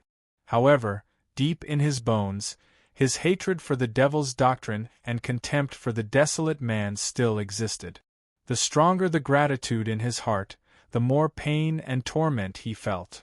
After a long period of silent thinking, he decided to defeat the desolate man father and son, and then said something that he had never had the chance to say. "I forgive your sins on behalf of Haotian." Prince Long Qing, who was in the tent, was in a very chaotic state of mind and logic. That state was between life and death, between light and darkness, between gratitude and hatred, between glorious memories and embarrassing reality. It was precisely because of this that he made such an inexplicable choice. The fact that he was thrown out of the tent made Prince Long Qing sober up. He clearly remembered many things. He was no longer the West Hill divine son who had plucked peach blossoms in his hands. He was no longer the Prince of Yen Kingdom who had lived a luxurious life since childhood. He was no longer the person who was qualified to be the one who was expected to revive the Yen Kingdom. Instead, he was just a wastrel whose snow mountain and ocean of qi had been destroyed and could no longer cultivate. He lay in the cold snow, not knowing whether he was dead or alive. Images of the past flashed quickly in his mind. It was unknown whether it was because of these images or the cold, but his body became more and more stiff, his thin and dirty cheeks became paler and paler, and the luster in his eyes became weaker and weaker. Prince Long Qing, who used to be Prince Long Qing, was now like a poor beggar, silently waiting for his death on the snowfield where few people could be seen. However, fortunately or extremely unfortunately, Yama, who was in charge of the night and death, seemed to hate the faint smell of light that still remained in this beggar, and refused to give him a sweet kiss. Prince Long Qing sat until the early morning. His eyelashes moved slightly, and the slender and charming eyelashes fell with the rustling of frost. He indifferently looked at his chest and found that he was actually not dead. He slowly stood up and continued his journey that had been interrupted for some time. He walked toward the far north that was still immersed in the darkness of the night. Under the interaction of the wind, snow, and cold, the luxurious coat finally could no longer support itself. Threads of it fell behind him, and the bright yellow color had long faded. There was only a close-fitting undergarment left on his body, which was stained with black blood and black soil. It was so dirty that it was hard to tell whether it was blood or soil. He walked until noon, and the blazing sun shone on his head. However, there was no heat at all, as if it did not exist. He weakly looked up at the sky and squinted with difficulty. Then, he used all his strength to take a step forward. He felt something strange on the sole of his foot. When he looked down, he found that his shoe had been broken, and a sharp piece of ice had pierced deeply into the sole of his foot. However, he could no longer feel the pain. Prince Long Qing weakly continued to walk with thin clothes, bare feet, and a seriously injured body. He did not know where he was going. He just followed the intuition deep in his heart, aimlessly but never deviated from the direction of the north. The darkness there had always been attracting him before his death, just like the light in the past. He did not know how long he had walked. Because he was too weak, he walked slowly, so he did not know how many miles he had walked. He did not feel hunger or pain, and those instinctive human desires seemed to gradually fade under the double torture of despair and death. However, he had to continue to walk north. He did not need to eat, but he had to support his body that could fall at any time. Therefore, he broke a branch on the road and used it as a walking stick. It was difficult for trees to survive in the wilderness of the far north. There were no thick branches. The thin branch only supported him for a few thousand feet before it broke. His body fell heavily on the snow, and some gray blood flowed out from the corner of his mouth. He struggled to get up, and his face was still expressionless. He stared blankly at the seemingly endless wilderness in the north, sighed softly, and then sat down. He did not know how many days he had walked, and how many miles he had walked, but he still did not walk into death, nor did he walk to the dark north. He felt a little regretful. He quietly looked up at the sky, watching the twilight gradually replaced by night. He sat in the cold wilderness for an entire night until the morning arrived. The first ray of sunlight shone on the monotonous snowy plain and shone on his slightly squinted eyes. Because he no longer had eyelashes, his eyelids appeared particularly smooth.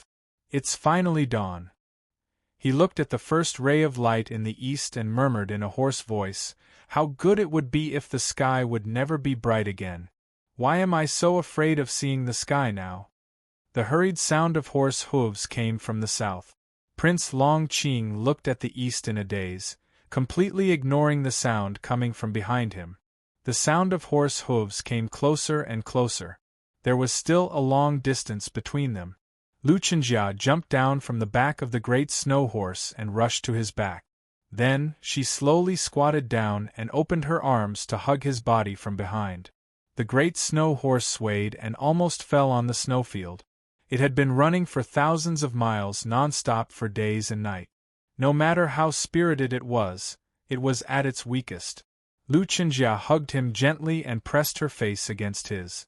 She did not dare to use force, but she also did not want to let go. It was as if she was worried that the man she loved would disappear again if she let go. She walked towards the darkness. After these days, a smile finally appeared on Prince Long Qing's face. He looked at the faint morning light in the east and gently sniffed the scent coming from the side of his face. He said in a hoarse voice, "Don't you feel that you're hugging a corpse?" Lu Chenjia lowered her head and said with a smile, "If you were willing to look back at me, you would know that I look terrible now. The coming night is indeed a story with love. If you like this work, please come to Qidyan. Come to vote for me. Your support is my greatest motivation." Chapter 321. She was the most beautiful flower addict among the 3 addicts in the world. After hearing the sad news, she did not hesitate to change into a plain robe and rode a white horse into the wilderness. She galloped for thousands of miles without rest. Her face was covered with frost and dust, but she was not haggard. Compared to her usual beautiful face, she was indeed ugly. Prince Long Qing did not turn back to look at her face. His gaze moved from the morning light in the east to the dark night in the north. He sniffed the slightly sour smell and felt a slight sourness in his heart. He knew that his fiancée loved cleanliness the most. For her to have the stench of sweat in such a cold winter day, one could imagine how she had endured the entire journey. Because of the sourness in his heart and the exhaustion in his body, he suddenly felt tired. He looked down at the ugly wound on his chest and said indifferently, "I once had a dream." Lu Chenjia did not know what he wanted to say. She only hugged him gently and pressed her face against his thin and dusty face. "When I was climbing the last few steps in the back of the mountain of the academy, I had the deepest dream. In that dream, I faced the most difficult choice in my life. However, I did not have much time to think before I reached for the Taoist sword at my waist." Prince Long Qing looked at her hands that were wrapped around his chest and said in a hoarse voice, "Then, I pulled out the sword and pierced it through your chest. Even though you looked at me so sadly, I still did not turn back." A gust of morning wind blew. It was cold even though there was no snow. Lu Chenjia's body stiffened and she hugged him tighter. This was because she could hear some emotions in his indifferent voice that made her feel afraid. In fact, I was in pain too. However, I did not regret it because I firmly believed that it was the right choice. Prince Longqing raised his hand with difficulty and pointed to the black hole on his chest. He said, "After many years in that strange dream, my chest was pierced through by a wooden sword, just like how I pierced you in the dream. I did not die. A flower grew out of my chest, a flower made of gold. That golden flower was so beautiful and could even be said to be perfect. It reflected the light of Haotian and was incomparably solemn. The golden flower on my chest is my compensation for giving up everything to serve Haotian. I hold the Taoist sword in my hand and walk on the path of light with the golden flower blooming on my chest. However, what makes me sad, regretful, and even angry is that I paid so much in my dream but still could not walk to the end. Why is that?" Prince Longqing's eyes reflected the brightening morning light in the east. His eyes were as dark as a will-o'-the-wisp, without the slightest emotion that a human should have. There was only endless despair and confusion about God. Why is this happening? Is absolute light absolute darkness? But what I see and what my Tao heart feels is light. Why did great heaven give me such a harsh trial? Does he think that my Tao heart is not firm enough?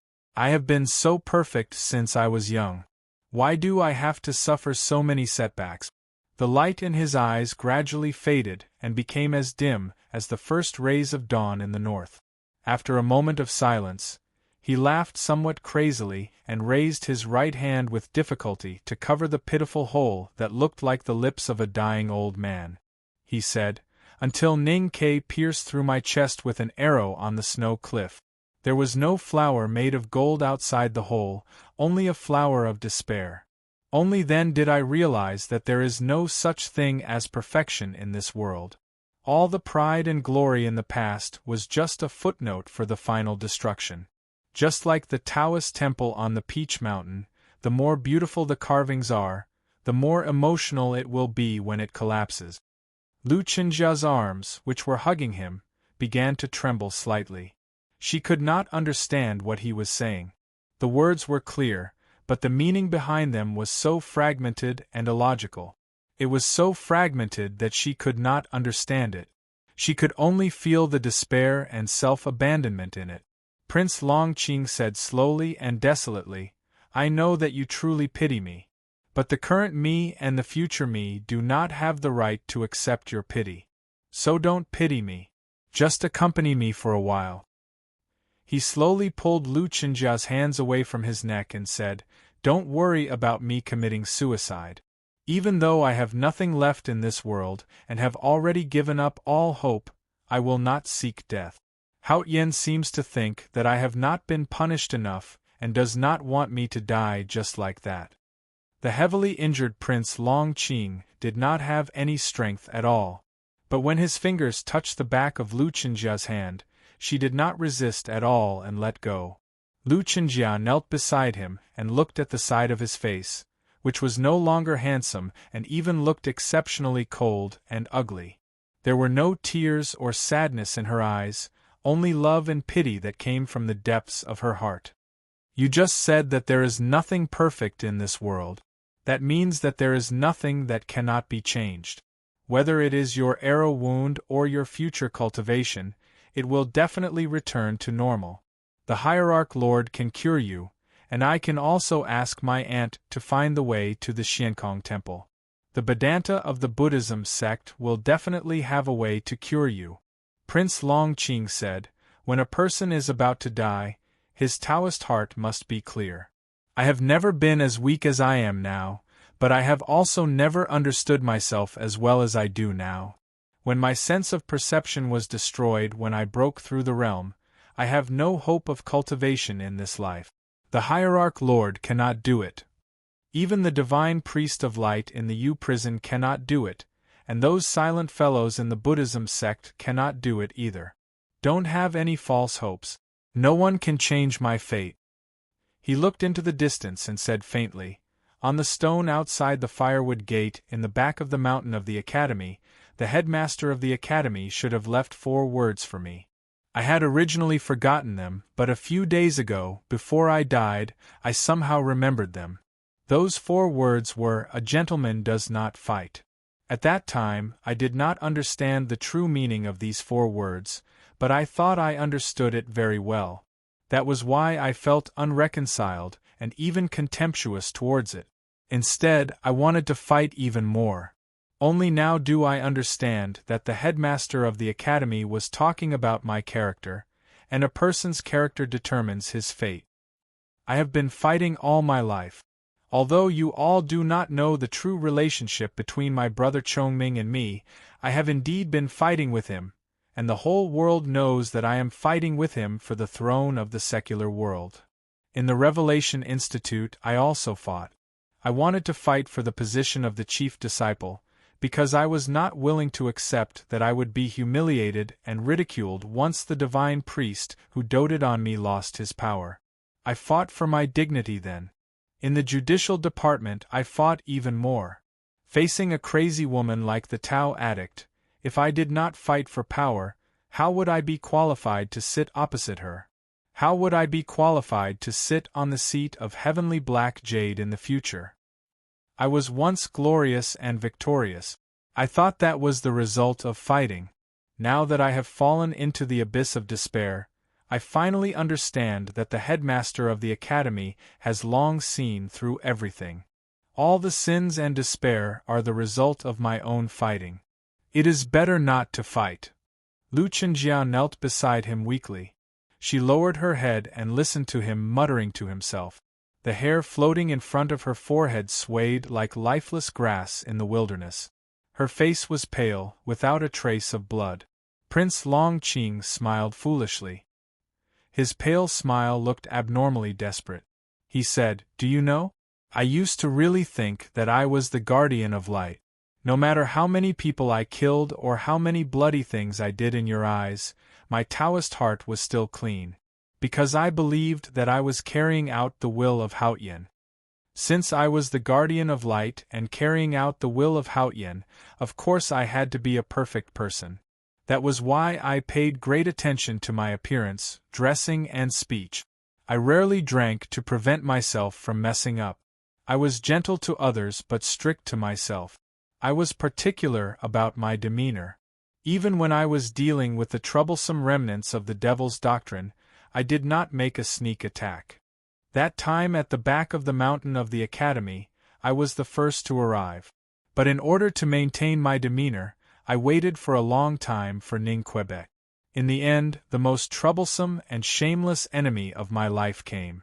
Prince Longqing looked at the dimly lit sky and said, "After I was injured, I thought I would die. But I did not die for no reason.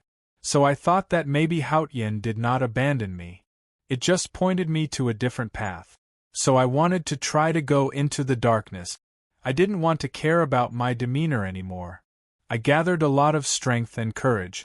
I picked up the hunting knife and chopped at the head of a 12-year-old desolate man-boy. But do you know what happened? I did not succeed. I was even willing to give up the light. I was already shameless. I had already planned to surrender to the darkness and walk to the other side of the Absolute. But why did I not succeed? There was great fear in Prince Longqing's eyes. He murmured, "It turns out that this is not a story of Haotian's trial of believers. It is not a story of falling from light to darkness. It is not a story of pain but still hope. This is just a story forgotten by Haotian. It is indeed painful to struggle between the light and the darkness. It is even more painful to surrender to the darkness. But that kind of pain is alive. It is alive. But what about me now? Even if I want to surrender to the darkness, I am still rejected. It turns out that I am not qualified to be abandoned by Haotian. I am just a small figure forgotten by Haotian in the north of the wilderness." He coughed painfully. His skinny body was as hunched as an old man's. It was as if he was about to become a pile of snow in the wilderness. Lu Chenjia looked at him in a daze. Suddenly, the sadness in her eyes faded. She slowly stood up and steadied herself after swaying a little. She said calmly and firmly, "I will kill Ning Ke first." "Is there any meaning to this?" Prince Longqing stood up with difficulty. He turned around and held her haggard but still beautiful face. His dirty fingers caressed her skin slowly. He said, "There is no meaning to this." Lu Chenjia looked at the face that was so close to her. She realized that this face had become extremely unfamiliar. Her heart ached and she bit her lower lip. She knew that if she could not get rid of the despair and inner demons in his heart, she would not be able to bring him out of the wilderness. But she also knew that there was no way for him to return to the way he was before. Prince Longqing had known her for many years. From the palace of the Yueluan kingdom to the Revelation Institute, they had been in love for many years. He knew very well how passionate the flower addict could be. He could guess what she wanted to do just by looking at her expression. He took 2 steps back with difficulty and distanced himself from her. He shouted coldly, "Don't try to knock me out. I am a useless person. But I don't want to be like those useless people who say things like 'don't pity me' and 'please stay away from me.' I just want to say a few simple words to you, can't I? Why do you have to do such disgusting things like those scholars and beauties? Do you want me to cry like an idiot?" Prince Longqing's voice was hoarse as he roared angrily at her. Lu Chenjia looked at him with a pale face. She held her hands in front of her chest as if she was begging. It also seemed like she was trying to use this action to soothe the pain in her heart. It also seemed like she was trying to show that she would not knock him out. There was a deathly silence in the cold wilderness. After a long period of silence, Prince Longqing restrained the crazed anger on his face. There was no life or hope on that once perfect face. He spoke slowly, coldly, and with a despairing gaze he said, "Don't pity me. Don't make me think that you pity me. It would have been better not to have met you today." Lu Chenjia did not say anything. She slowly lowered her hands in front of her chest. Longqing turned around and picked up the broken branch. He continued walking towards the north. Lu Chenjia was silent for a moment. Then, she followed him towards the north. Longqing's injuries were too serious and his walking speed was too slow. After a long time, he had only walked a few hundred feet. He fell 3 times along the way. The branch flew far away, and he no longer had the strength to pick it up. The wound on his chest split open again. Blood began to seep out of his thin clothes and condensed into beads of frozen blood when it came into contact with the cold wind. Lu Chenjia followed behind him. Her face grew paler and paler, but she did not go forward to help him. Prince Longqing was tired. He sat on the hard ground of the wilderness. He grabbed a handful of snow with his right hand and stuffed it into his mouth to chew. Then, he tried to stand up and continue walking north. Unexpectedly, he did not stand firm and fell heavily to the ground again. He angrily hammered the ground beside him. However, because he was too weak, the remaining snow on the ground did not even splash up. Lu Chenjia looked at him silently from behind. Longqing knew that she was behind him. After panting for a moment, he suddenly roared, "I've said what I needed to say. You've already met me. Why are you still following me? If you continue to follow me, I'll die in front of you." Lu Chenjia's body swayed slightly, but she quickly regained her balance. A look of determination flashed across the girl's beautiful face. Even the most delicate flower had thorns and stems. She had her own limits. She looked at the back of the dog-like man in front of her and shouted, "Then die in front of me!" Prince Longqing's body stiffened slightly. Lu Chenjia's face was pale, but she stubbornly refused to cry. She shouted, "We've been together for so many years, but you still won't let me see you clearly. So, you won't even let me see you die. But I really want to see you. So, if you want to die, then die in front of me. I'll collect your corpse and then go back to the Central Plains to remarry." Longqing was silent for a moment. Then, he laughed crazily. "What a crazy woman! Even if you remarry, no one would dare to marry you. Lu Chenjia shouted. Remarrying is marrying someone else. You'll be dead by then. You don't have to worry about that. Long Qing was silent and continued walking north. Lu Chenjia did not speak either. She silently followed him north. The great snow horse followed behind them tiredly. From dawn to dusk, the wind and snow rose again in the wilderness. The cold wind was biting. The snow pressed down on them. They continued walking together. I should be able to write more at night. It should be around 8 or 9 o'clock. To be continued. If you like this work, please come to Qidien.com to vote for me. Your support is my greatest motivation. Chapter 322. They continued to head north. Prince Long Qing walked alone in the wind and snow. The flower addict, Lu Chenjia, followed silently from afar. The snow horse kicked its hooves soundlessly to get rid of its fatigue. They walked from dawn to dusk and then from dusk to dawn. They did not know how many days they had walked and how far they had walked. The dark night in the north of the wilderness was still so far away. Along the way, Prince Long Qing chewed on snow when he was thirsty and swallowed a few mouthfuls of saliva when he was hungry. The more he walked, the weaker he became. It was as if he could collapse at any time. Lu Chenjia had been waiting silently for that moment to come. However, although he fell many times, he climbed up with difficulty every time.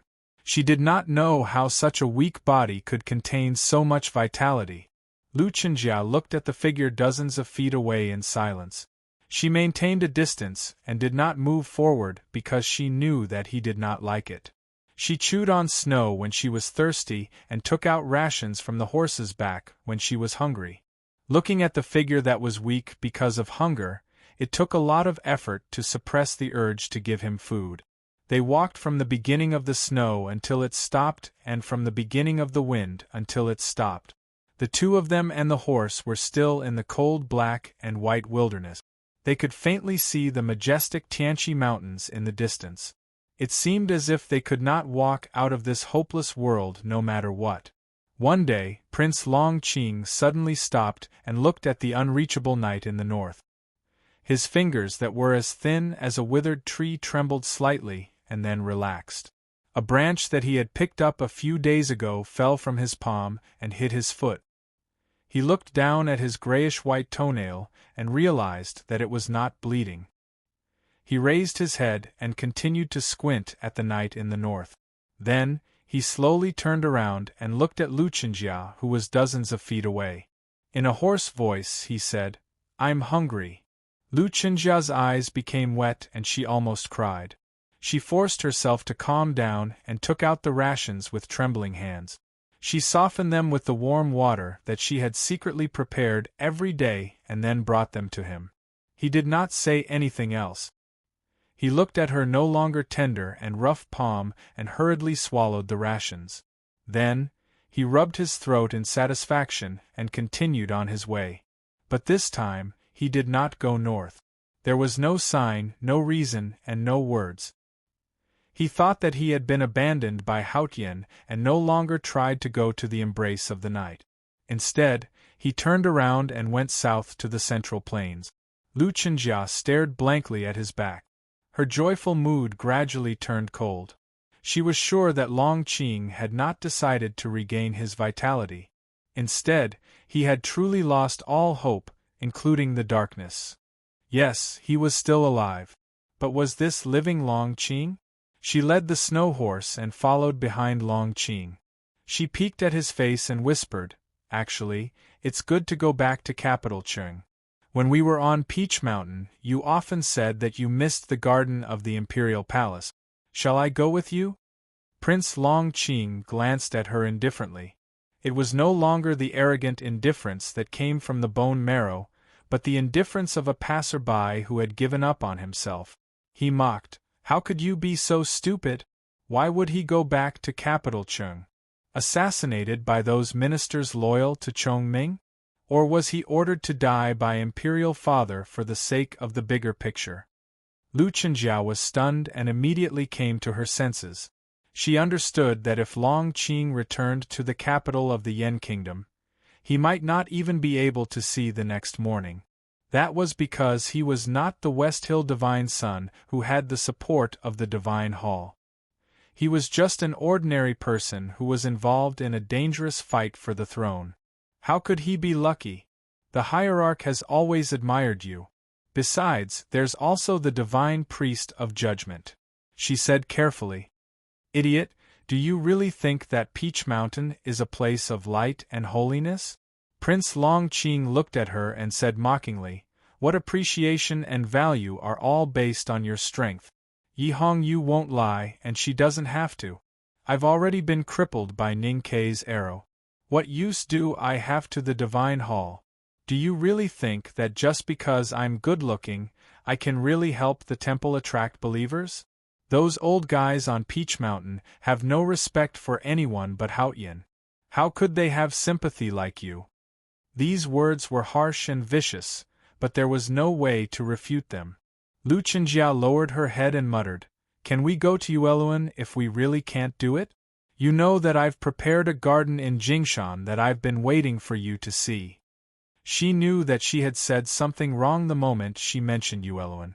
As expected, Prince Longqing's expression grew colder and colder.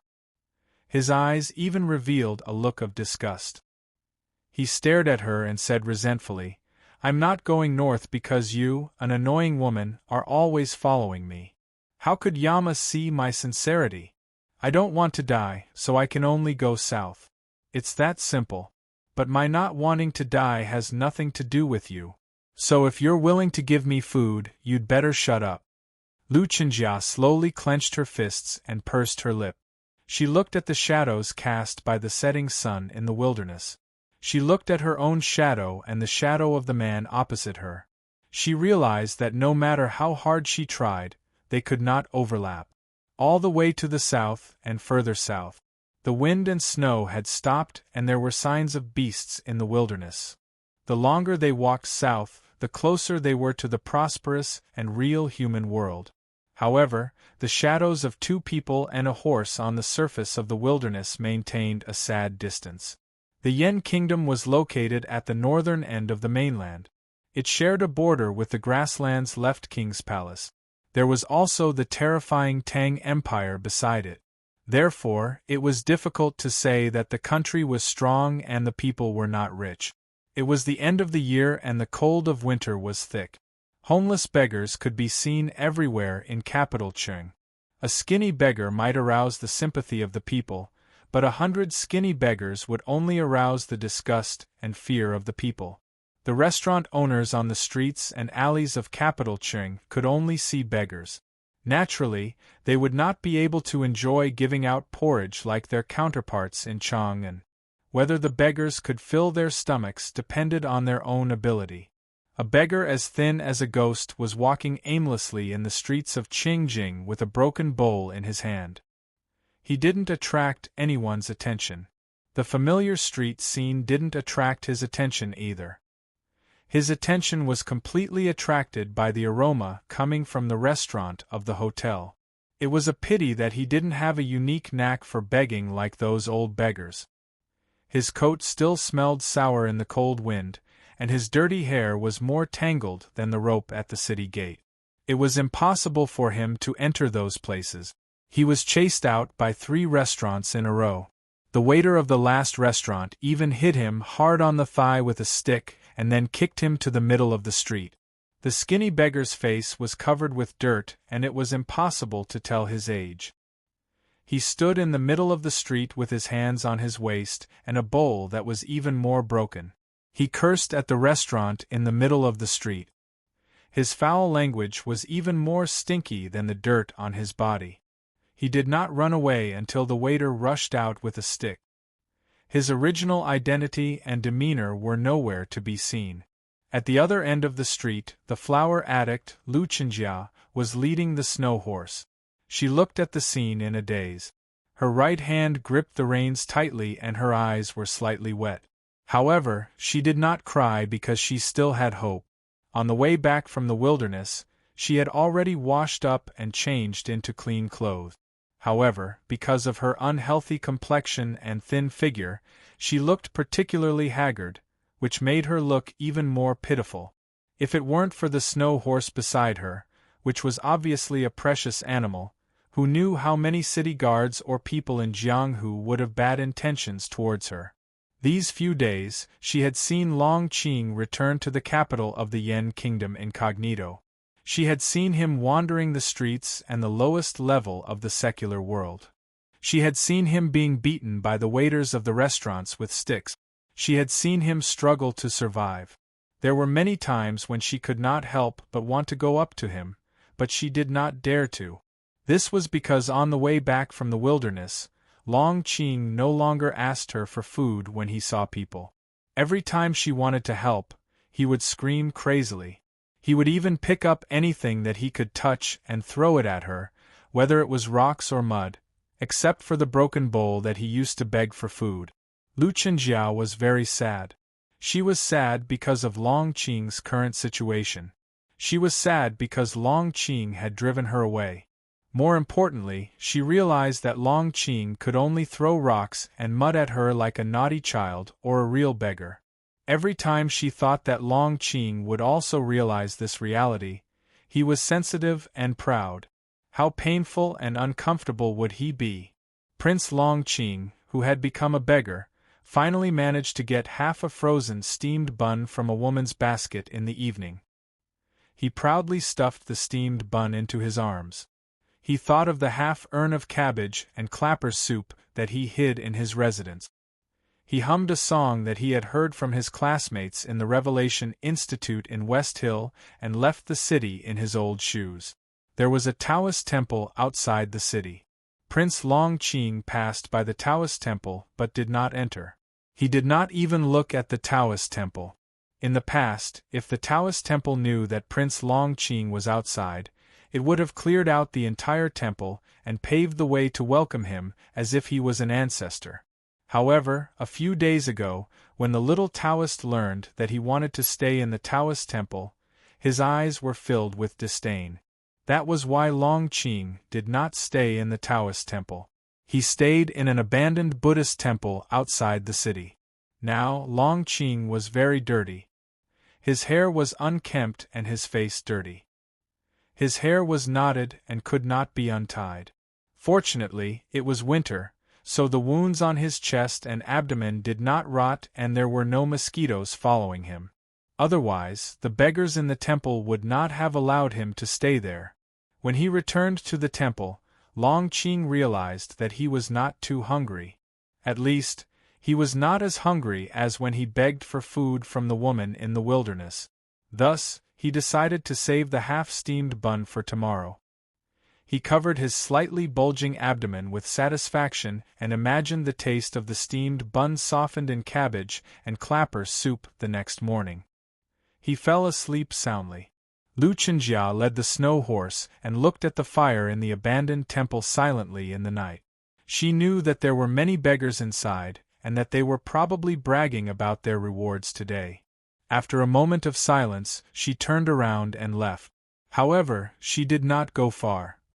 She rested in a forest not far from the abandoned temple for the night. She thought that Long Qing did not realize that she was still following him. After all, she was a powerhouse in the upper see-through state. Now, Long Qing was just an ordinary person. However, she had forgotten one thing. As a couple who had known each other for many years, she could clearly sense where Long Qing was even without using her psyche power. This had already become a habit or intuition. However, the fortunate or unfortunate thing was that Long Qing also had this intuition. See you all tomorrow. To be continued. If you like this work, please come to Qidien.com to vote for me. Your support is my greatest motivation. Chapter 323. Early in the morning, Lu Chenjia woke up from a nightmare and saw his face. That face that had already become somewhat unfamiliar and covered in dirt was so close to her, so close that she felt her heart ache and palpitate. Especially that pair of eyes that were no longer clean and bright, but seemed to be covered in some greasy dust. They also revealed an emotionless indifference, making her feel even more uneasy. "I'll leave now," she said in a trembling voice. "You don't have to leave. I'll leave." Prince Longqing knelt in front of her and murmured painfully, "I beg you not to appear in front of me again. I'm really useless. I don't have a future. I'm a beggar, not to enter the human realm for cultivation. I don't expect Haotian to give me any adventures. I admit that I'm afraid of death. I don't have the courage to face the people or things I used to have, nor do I have the courage to die. I'm just a rat in the gutter. I'll miss the glory when I was a tiger, but now I just want to eat rotten meat and live on. Living is better than anything else." Lu Chenjia looked at the beggar kneeling in front of her and thought of the perfect man who had once been elegant. Her heart ached so much that she could not bear to touch him. Her trembling fingers gently touched his head and she pleaded with a sobbing tone, "But you don't have to live in the gutter. You can live a better life. At least you should live with me." Prince Longqing lowered his head, as if he did not want her fingers to touch his greasy and dirty hair. He begged with a trembling voice, "But I don't want others to know that I'm still alive. As long as I'm with you, I'll definitely be seen by others. And if I hide in the gutter and live on, no one will know that it's me in the past." Lu Chenjia looked into the distance in a daze. Her palm slowly fell and gently touched his face. The face that was once familiar but now strange, the face that she had once loved so much. "Now in this world, only you know that Prince Longqing is still alive. If you forget him, then he is dead. I once stabbed you with a sword in my dream. In fact, if I still had the ability to kill you now, I would stab you again without hesitation. Because I don't want to be that Prince Longqing anymore. I just want to live." After saying this, Longqing left the forest without looking back.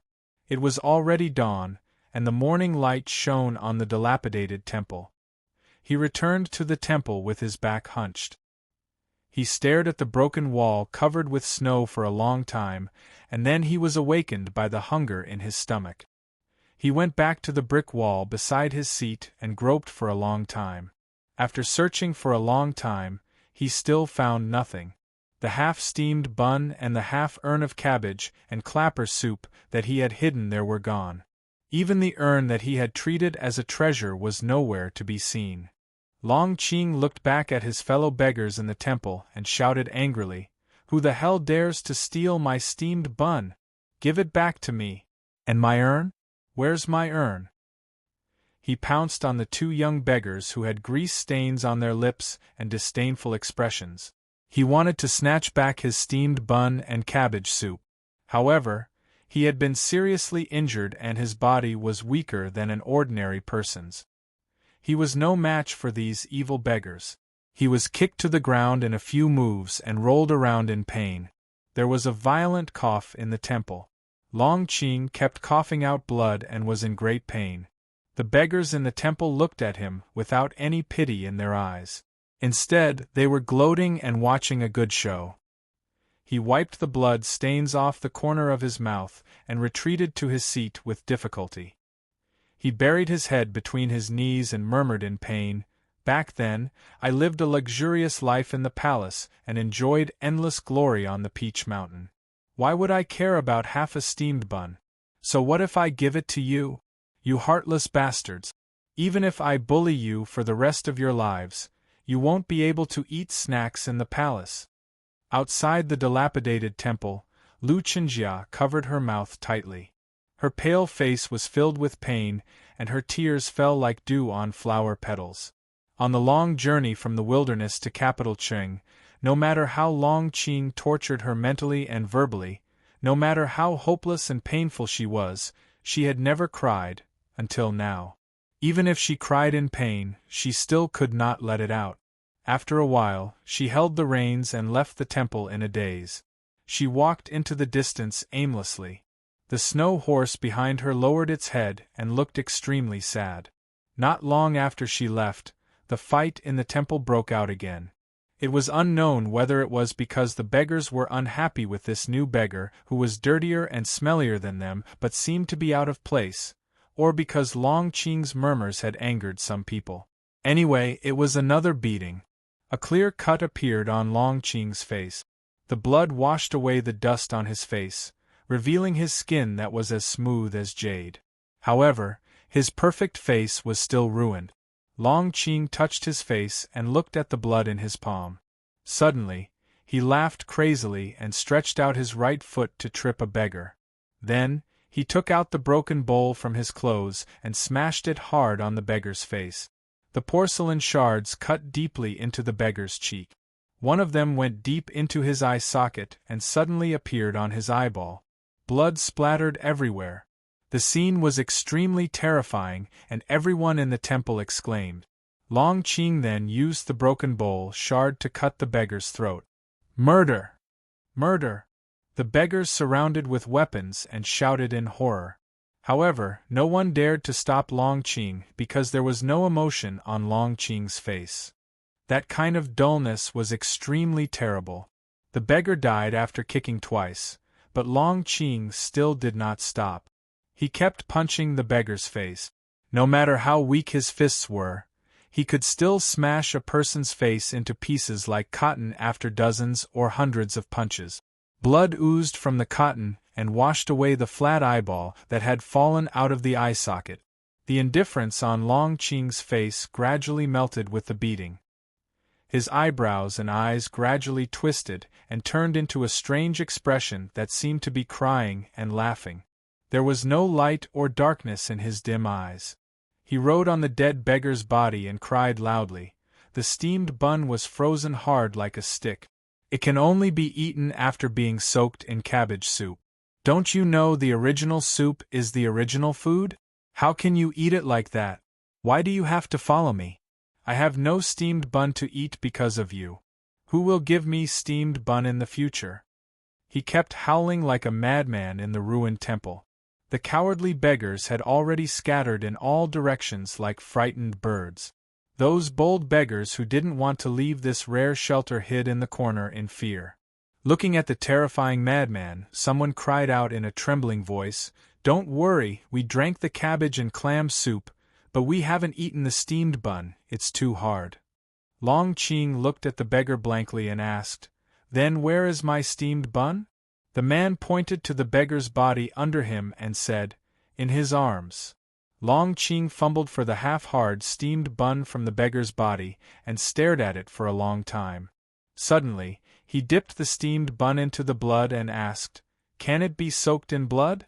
No one in the ruined temple dared to answer his question. When the group of beggars saw him put the steamed bun dipped in blood into his mouth, they were even more silent. Then, they had some very strange ideas. Would it be better to follow such a madman in this world full of human blood? But they did not know that the madman in the ruined temple who dipped the steamed bun in human blood was now a beggar, but he used to be a real prince. Even if he became a prince among beggars in the future, what was the point? Recently, the atmosphere in Tuyang City, which was located in the farthest northeast border of the Tang Empire, was particularly unusual. When 1,000 black-armored cavalrymen returned from the wilderness, the atmosphere became more and more intense. Even the wolves in Min Mountain far away from the city seemed to be afraid of the atmosphere here, and did not dare to howl at night. The reason for this was naturally related to the 1,000 black-armored cavalrymen. The soldiers and civilians in the city had vaguely heard the news. The military ministry of Chang, and had sent a stern letter to inquire why such an important transfer of troops had not been heard from either the military ministry or the palace. They demanded the general to give an immediate explanation. However, the general's mansion expressed silence. General Xiahou claimed to be recuperating from illness, and the 2 vermilion gates had not been opened for a long time. Suddenly, the gates of the general's mansion were opened. The soldiers and civilians in the city knew that something big was about to happen. They were very surprised and wondered who was worthy of General Xiahou's solemn treatment. A shabby horse carriage slowly entered Tuyang City under the gaze of countless people. Compared with the shabby carriage that could fall apart at any time, the big black horse that pulled the carriage was unusually handsome and very tall. When it shook its head, it looked very simple and happy. The soldiers and civilians of the frontier fortress had seen many war horses, but they had never seen such a mount. They could not help but wonder who was in the carriage, and how could he be so extravagant as to use such a horse to pull the carriage? A corner of the window curtain was lifted. Ning Kei in the carriage looked at a beggar under the city wall and thought of something. After a moment of silence he said, "No matter how hard it was for me and Sang Sang back then, we never thought of begging." Eldest brother looked at him and asked with slight surprise, "Why?" Ning Kei looked at the broken bowl in front of the beggar and said, "Because things that are obtained by begging are always easily taken away by others, and the food that I beg for is not delicious. Compared to beggars, I would rather rob." Emo Shanshan did not understand the logic of his words. She thought carefully for a moment and said, "Are thieves and robbers more worthy of understanding and sympathy than beggars? This is the crux of the problem." Ning Kei put down the curtain and looked at Emo Shanshan seriously. He said, "Understanding and sympathy are very cheap emotions. This world is always dangerous. If you want to live, you have to learn to reject these emotions. You can't let yourself be immersed in these emotions. I have always thought that those who pretend to be lonely, pretend to be desperate, cry, hurt themselves and their families, and think that the whole world has wronged them are the trash of the trash." To be continued. If you like this work, please come to Chidien.com to vote for me. Your support is my greatest motivation. Chapter 324. Ever since the Battle of the Academy, Ning Kei and Prince Long Qing had often been mentioned in the same breath by people in the cultivation world. Although most people thought that Ning Kei was not qualified enough, in fact, many people had already regarded the two as legendary lifelong enemies. In Ning Kei's view, lifelong enemies was a hot-blooded and even a little melodramatic. For example, Master Lotus and youngest uncle were lifelong enemies in many people's eyes. Master Lotus probably had the same thought deep down, which was why he was so envious and jealous. However, youngest uncle probably had no such interest. After all, it was just a matter of strength and state. As long as one was strong enough, he was qualified to ignore the others' suffering and struggle. Standing under the pine tree on the highest peak, why look back at the scenery of the long road of cultivation where his former companions and enemies had spent countless times more effort to reach the mountainside? Ning Kei, who was in the carriage, did not know what had happened to Prince Long Qing. After shooting the primordial 13 arrow, he knew that Prince Long Qing was crippled. Even if he was not dead, he was bound to be crippled. This was because a beautiful son of Westhill who had grown up in the palace and under the protection of Haotian Taoism could not be like him, who could ignore all hardships and face all obstacles with a smile and coldness, and then overcome them. It was precisely because of this that he no longer regarded Prince Long Qing as his life goal or imaginary enemy after he ascended to the peak of the back mountain of the Academy. No matter what adventures Prince Long Qing would have in the future, he firmly believed that as long as he defeated Prince Long Qing once, he could defeat Prince Long Qing countless times. Ning Kei lifted the curtains again and looked at the unfamiliar Tuyang city. In autumn, when he brought the students of the academy to the front line for practice, they had passed by Tuyang city. However, at that time, Xiahou did not receive the students of the academy. The team passed by in a hurry, and he did not take a good look at the scenery of Tuyang city. One should know that the scenery here had a special meaning to him. The significance was that Tuyang city was the place where Blackie had lived and fought, and Blackie was the first friend he truly trusted in the first half of his miserable and unspeakable life. He looked at the half-closed door of the grain store by the roadside, looked at the strange-looking watchtower on the city wall, and remembered the letters he received from afar when he was in the city of Wei. He remembered that Blackie had mentioned these places and what he had done in these places. Darky was already dead. He died in the cool spring rain, under the gray wall opposite the old brush pen shop. Ning Kei looked at the scenery outside the window and missed the person he would never see again. He felt a little strange. In the carriage, eldest brother and Emo Shanshan looked at him quietly. They could tell that he was in a strange mood at this time, but they did not know the real reason for it.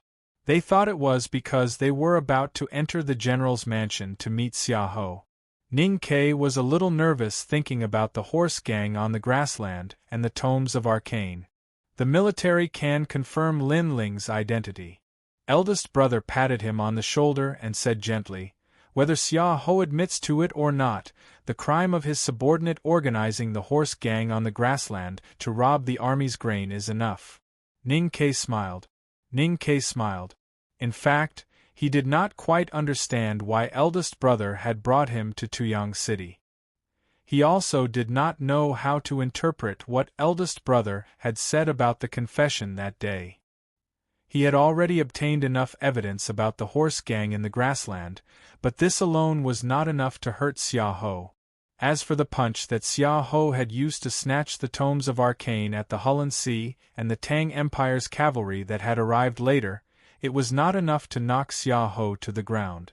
The main gate of the general's mansion was thick and wide, and the long street was swept clean. All the subordinates of deputy generals and captains respectfully accompanied at the side. Compared to the environment, the horse carriage looked even more simple and crude. The horse carriage did not stop at the gate of the mansion, but directly drove into the general's mansion. The generals of the border army, who were ordered to accompany outside the mansion, were even more shocked. They wondered who was in the horse carriage, and how could he have such a big influence? It should be known that General Xiaoho was one of the most important figures in the empire's military. Even people from the palace were not qualified to enter. They did not alight in front of the general's mansion because the identity of the person in the horse carriage was different. People like eldest brother rarely appeared in the secular world. His occasional appearance was just a glimpse. If people knew that he had come to Tuyang City, it would not be good for the imperial court or Xiaoho. The horse carriage drove into the depths of the general's mansion and stopped by a winter garden. A scholar named Gu Shi respectfully welcomed the three into the garden. Ning Ke looked at the man's back and suddenly shook his head. General Xiaoho welcomed them at the stone gate at the entrance of the garden. His expression was calm, but one could not tell what his state of mind was. It had been some time since the incident at the Hulun Sea.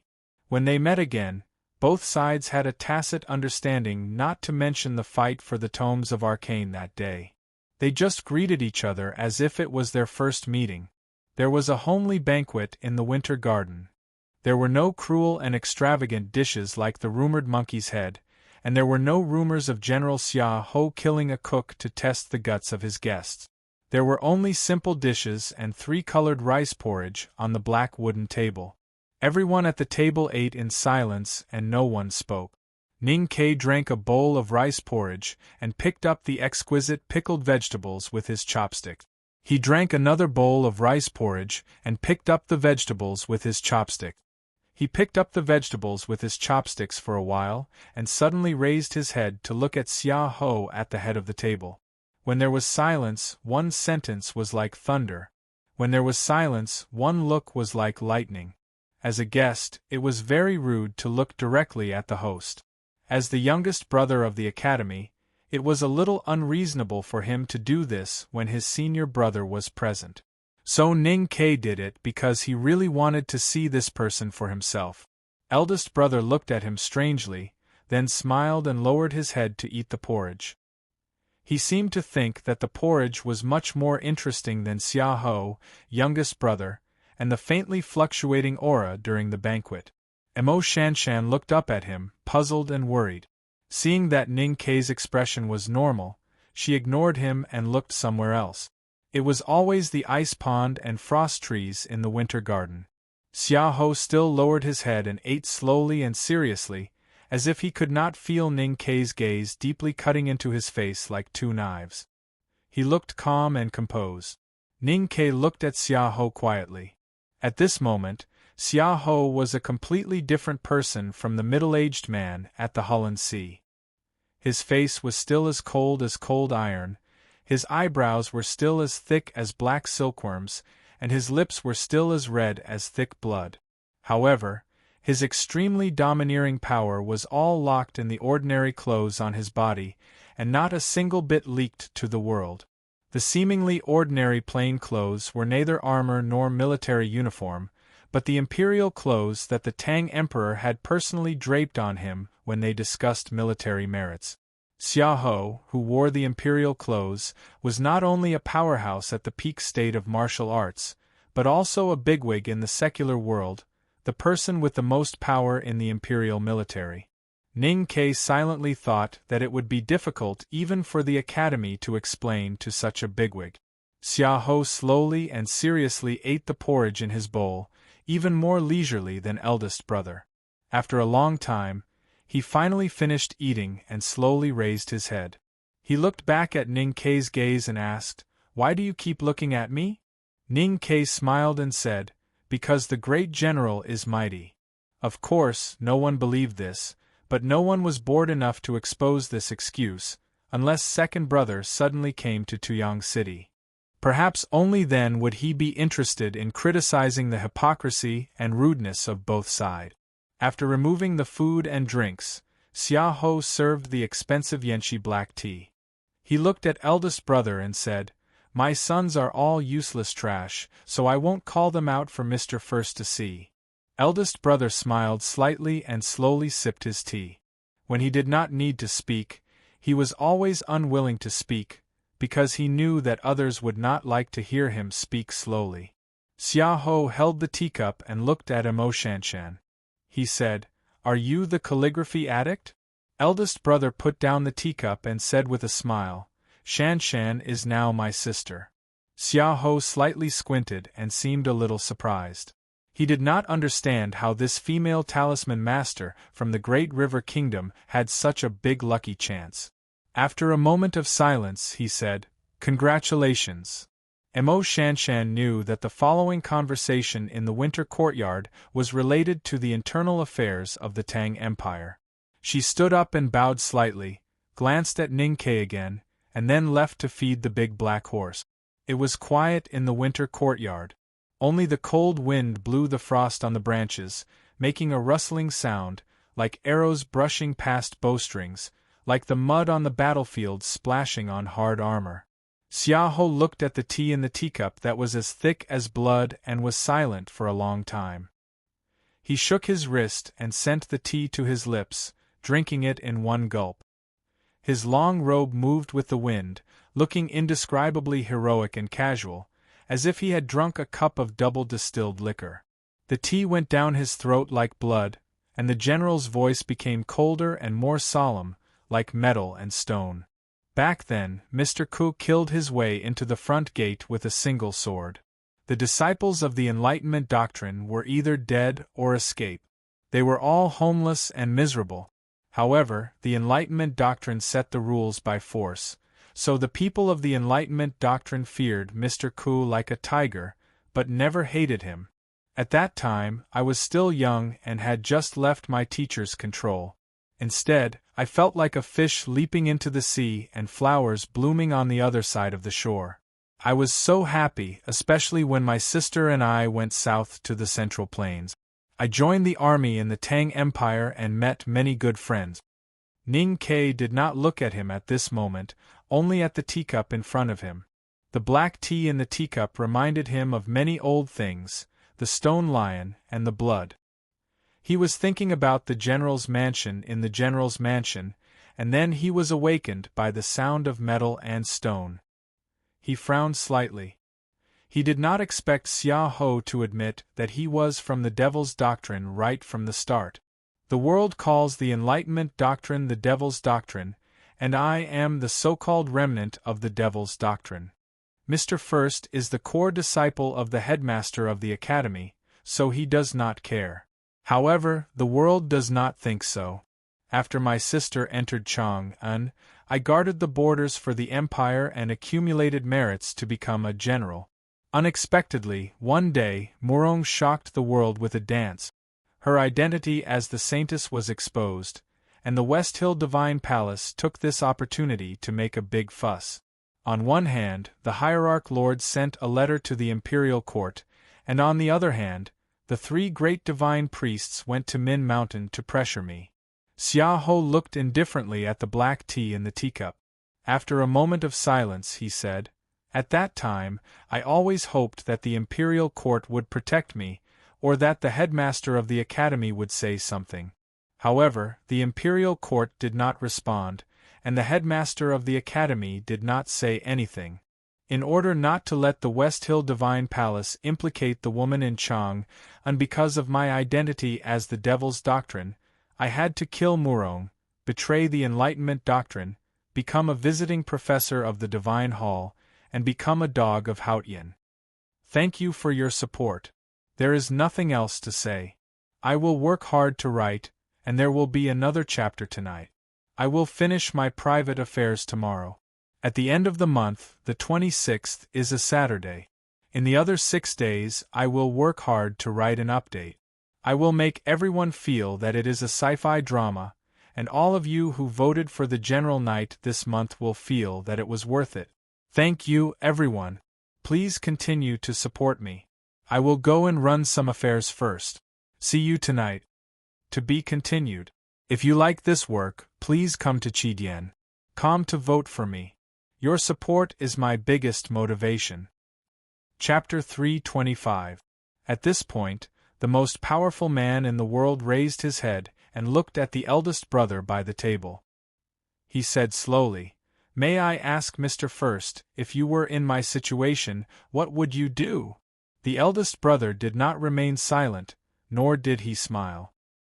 He only looked at a tree in the winter courtyard quietly, as if he was recalling his own story from many years ago. He said, "If it were me, I would probably kill as many people as I could." Upon hearing his answer, Xiaoho laughed out loud. "Ha ha ha ha, Mr. First is such a person, and you have the headmaster of the academy behind you. Who in this world would dare to disrespect you?" Suddenly, his expression turned serious and he said in a cold voice, "But I'm just a surviving member of the Devil's Doctrine whose sect has been destroyed. I'm just a stray dog. It seems that changing to another house to be a dog is the only choice. However, being a dog is also a very difficult thing." Xiaoho retracted his gaze and slowly tapped the table with his steady and powerful fingers. He said, "Because every dog has a master.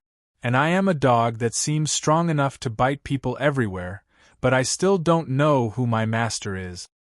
I am a visiting professor of the West Hill Divine Palace, and I am also the general of the Tang Empire. I can't betray the interests of the Empire to the Divine Hall, nor can I betray the Divine Hall to the Empire. Then what benefits can a dog like me bring to the Divine Hall and the Empire? I can only continue to kill and conquer more and more territory for the Tang Empire, and destroy more and more enemies. Only then will His Majesty not suspect me. At the same time, I have to secretly listen to the orders of the Divine Hall, and help them deal with things that are inconvenient to deal with within the Empire. Only then will they continue to trust me. These days are really depressing. His Majesty still refuses to fully trust me, and the Divine Hall is very wary of me. And once a disciple of the Enlightenment Doctrine like Tang comes out, the first thing he does is to kill me. I'm a traitor. From the moment I left the mountain gate, I was a traitor. From this side of the river to the other side, to this side, and to the other side. This isn't a change between light and darkness. In fact, it's just a remnant of darkness struggling at death's door under the illumination of light, looking for a chance of survival and hope. However, sometimes I also think that death isn't scary. What's scary is the past that you carry on your back, the past that you don't want others to know about. If you carry it for too long, it will grow on your body and your heart. No matter what you do, you can't make it lighter. Don't even think about pulling it out from your body. But the world is always moving forward. His Majesty sent the Academy to the frontier fortress to practice. Obviously, he doesn't want to use me anymore. And if a dog is useless, it can be killed at any time. It took me a lot of effort to live in the Central Plains for so many years and sit in this position. I don't want to be killed. How not to be killed? Unless you don't want to be a dog. How can you not be a dog, but the owner of a dog? You have to have power. Many people say that I am the most powerful man in the world, but you and I both know very well that this kind of power cannot transcend the mortal world. It still exists in the world, so there will always be a rope around my neck. So I want to get that tomes of arcane.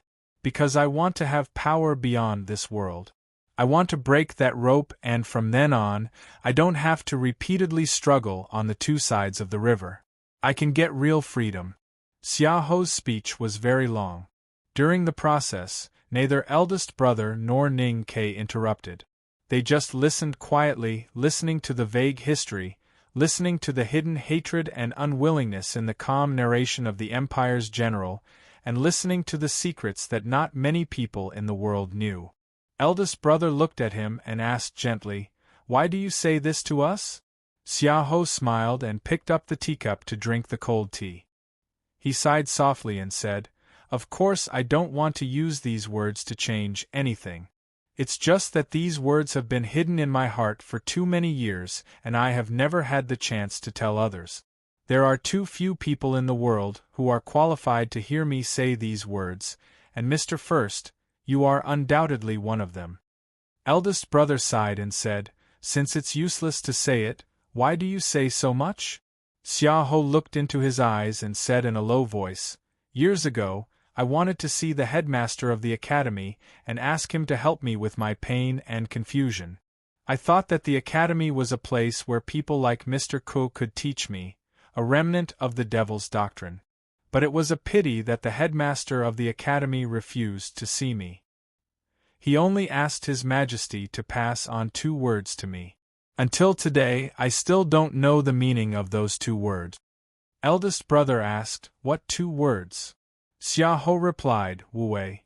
Eldest brother was silent for a moment and then looked at him and smiled. His gentle smile contained very complicated emotions. There was some pity, some emotion, and some undisguised regret. "Judging from what you did today, it seems that you really don't understand the headmaster of the academy's meaning. Please enlighten me, Mr. First." "Inaction is inaction. Ever since Great General left the demon sect to come to my Great Tang, all your thoughts and actions have been sharp. You have used martial arts, military achievements, and ruthlessness to act ostentatiously in order to stand firm in the surging river and not bring trouble to the person behind you. However, you have never thought that, if you had done nothing from the beginning, perhaps it would have been better." Eldest brother said slowly and slowly raised his hand to stop Xiaoho from speaking. He continued, "Let's talk about the matter of Murong Linshuang. The former emperor received the hierarch's letter and was very angry. He was ready to fight with the West Hill. However, you were worried that the person would be exposed, so you killed Murong first to win the trust of the West Hill. How can you blame the Tang Empire for not helping you? Everything in the world is impermanent. If you didn't do anything, perhaps all the troubles in the future wouldn't exist. It's a pity that you were too worried about that person. One mistake after another, until it reached a point where it's irreversible now." Xiaoho clenched his fists and said sternly, "But the headmaster of the academy didn't say anything back then." Eldest brother looked at him coldly and said in a low voice, "What right do you have for the teacher to speak for you? How do you know that if the Divine Hall takes action, the teacher won't speak for you? Don't forget, if it wasn't for the teacher, how could your sister become the Empress of the Tang Empire?" There was dead silence in the winter courtyard. All the servants in the general's mansion had already been sent away. No one could hear what eldest brother said. Ning Ke, who understood what he meant, lowered his head and stared at the teacup in front of him motionlessly. Only his slightly trembling right hand under the table revealed his true emotions. The Empress of the Tang Empire was actually Xiaoho's sister. She was also a member of the Devil's Doctrine. In the depths of the Winter Garden, A thin branch seemed to be unable to withstand the atmosphere or the frost on the branch. With a crack, it snapped and fell into the snow. Eldest brother slowly pushed the teacup in front of him further away. He raised his head and looked at Xiaoho calmly. If you're done speaking, then it's my turn to say something that you probably won't like to hear. Xiaoho narrowed his eyes slightly. His fingers that were tapping on the table had already stopped. Eldest brother asked, "Who gave the order to the horse gang that attacked the coalition army's provisions on the grassland?" Xiaoho answered, "Me." Eldest brother asked, "Who sent the more than 1,000 Tang cavalrymen to the Hulun Sea?" Xiaoho answered, "Me." Eldest brother asked, "Who wanted to kill my youngest brother with one punch on the mountain path?" Xiaoho answered calmly, "It was me." Eldest brother was silent for a moment. Then he looked at him and said, "In that case, you should retire." Was General Xiaoho old? Be it the civil and military officials in Chang'an, His Majesty, the billions of people in the world, or even the great divine priests of the West Hill Divine Palace, no one would think so. This powerhouse at the peak state of martial arts was still at the strongest stage of his life. His spirit and willpower did not show any signs of withering. Many people thought that when General Su Shi was destined to leave the stage of history due to his old age, he would be the world's most famous general. However, in this insufferably arrogant general's own mansion, in this quiet and slightly cold winter garden, the seemingly ordinary scholar wearing an old coat and worn shoes said for no reason or reason that he was old, and then told him to retire. When this sentence came out of eldest brother's mouth, countless layers of lead-colored winter clouds gathered and came to the sky above Tuyang City. Layers of clouds covered the winter garden. The sky was extremely dim, and the trees in the garden showed their old age. Xiaoho squinted at eldest brother. After answering many questions, he only asked one question: "Does Mr. First want to interfere in the court affairs?" Everyone in the Tang Empire who was qualified to know about the back of the mountain of the Academy knew that the Academy was strictly prohibited from interfering in the court affairs. This was the iron rule set by the headmaster of the Academy and all the disciples in the back of the mountain.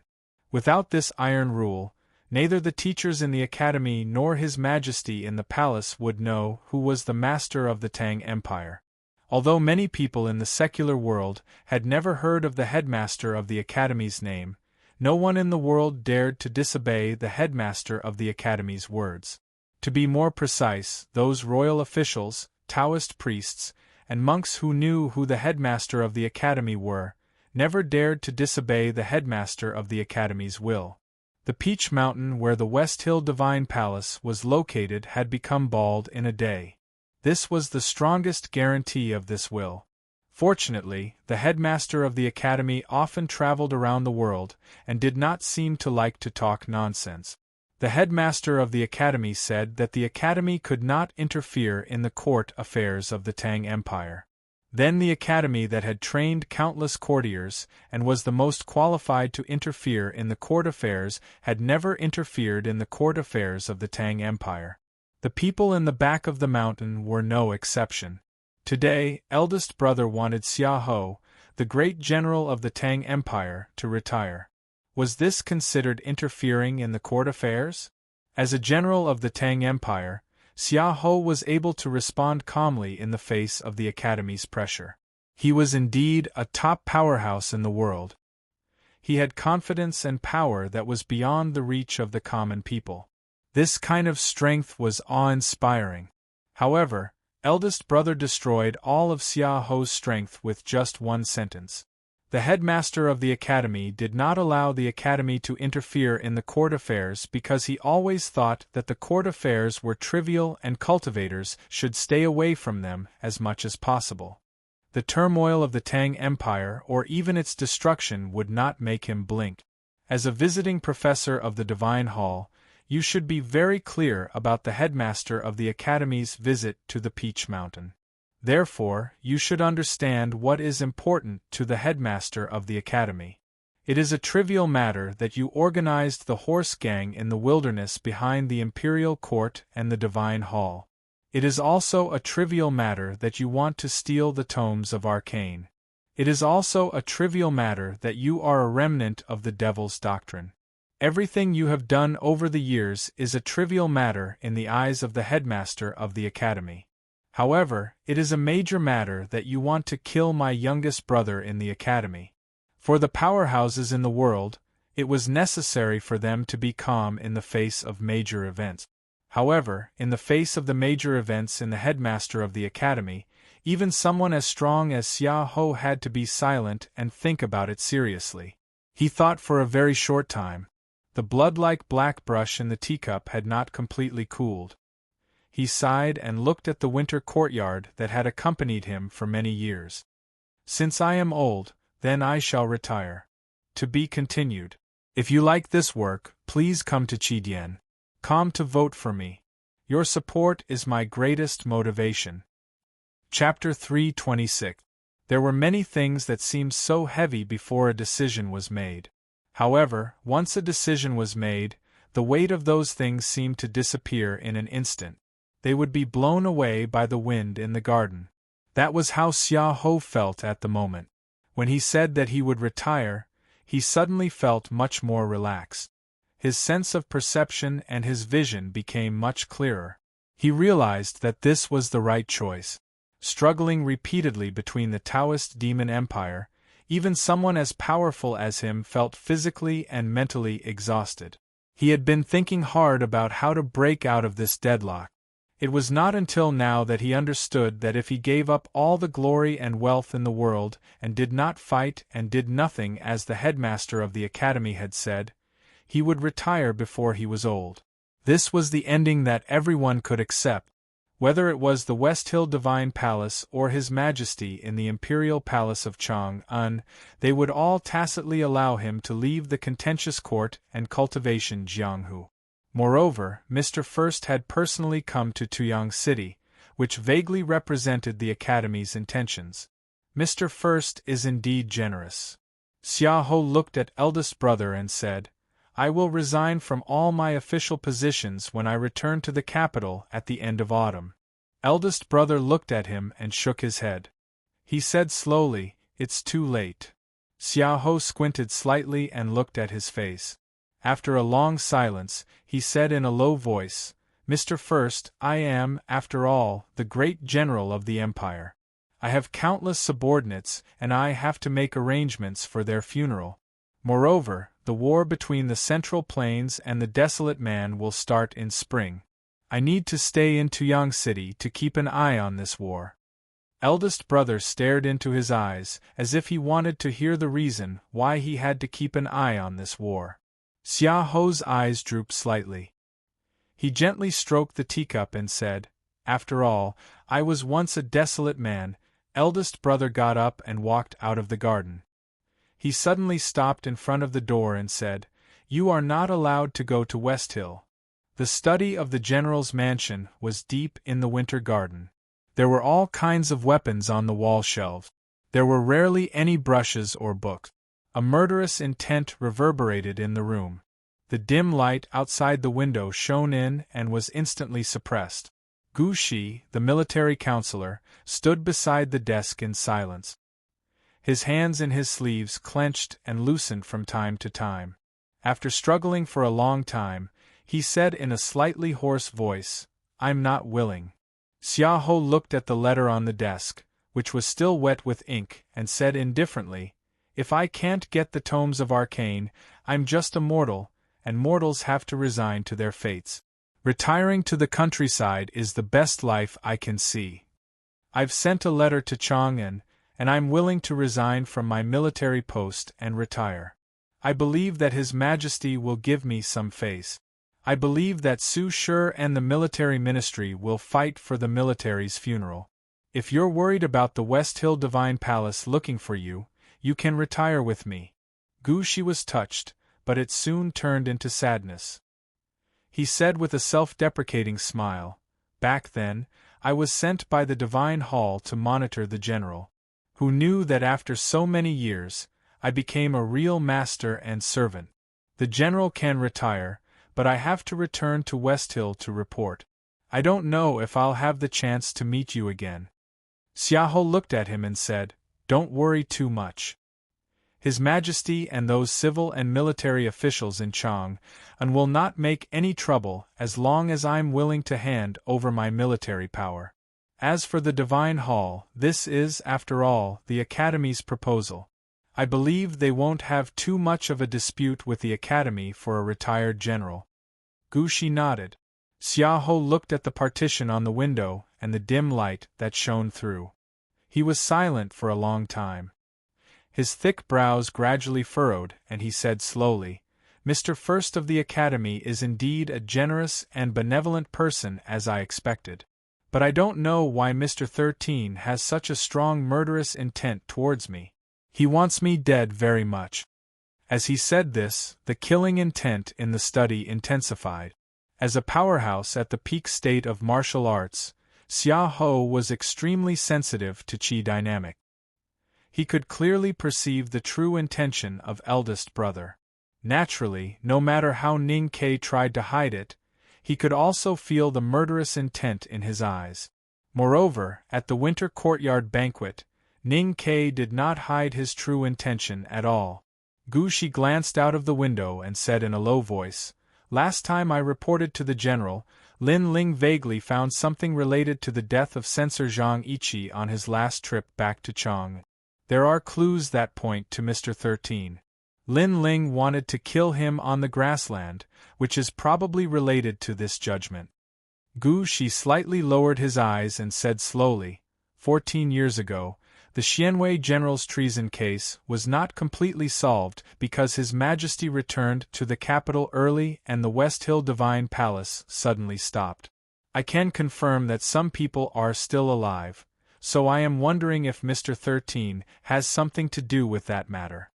Xiahou was very clear about the investigation results of his Psyche Master Lin Ling in Chang'an. He was also very clear that apart from the treason case of the Xianwei general's mansion, there was only one incident that could link Censor Zhang Yiqi and several people who died mysteriously to himself, the massacre of a village in the Yan territory. After a moment of silence he said, "These years I have killed too many people in this world, and there are even more people who want to kill me for revenge. Whether Mr. 13 really has a feud with me or not is not a very important thing. His Majesty and the Divine Hall are happy to see me retire peacefully. Especially since the Academy has already expressed its stance, no one in this world would dare to kill me. No one will allow such a variable to exist." Gu Shi thought of the sharp gaze he felt on his back when he welcomed Ning Ke into the garden. After a long period of silence, he said in a low voice, "That Mr. 13 is strange. We should at least check it out."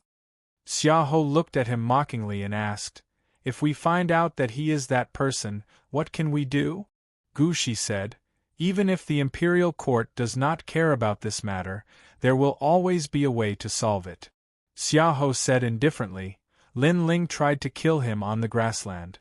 Although I did not know it beforehand, this time it is my fault. I tried to kill him for the tomes of arcane by the Hulun Sea. This is the second time. Do you really think that the Academy will give me a third chance to kill the core disciple of the headmaster of the Academy?" After a moment of silence, Gu Shi said, "Maybe there will be countless times. The Imperial Court and the Academy can't always count it on the general. That is very unreasonable." Xiahou looked at him silently and did not speak. Ning Ke stood by the window and looked at the snow trees in the garden. He thought about how such a beautiful garden could be built in such a remote frontier fortress like Tuyang City.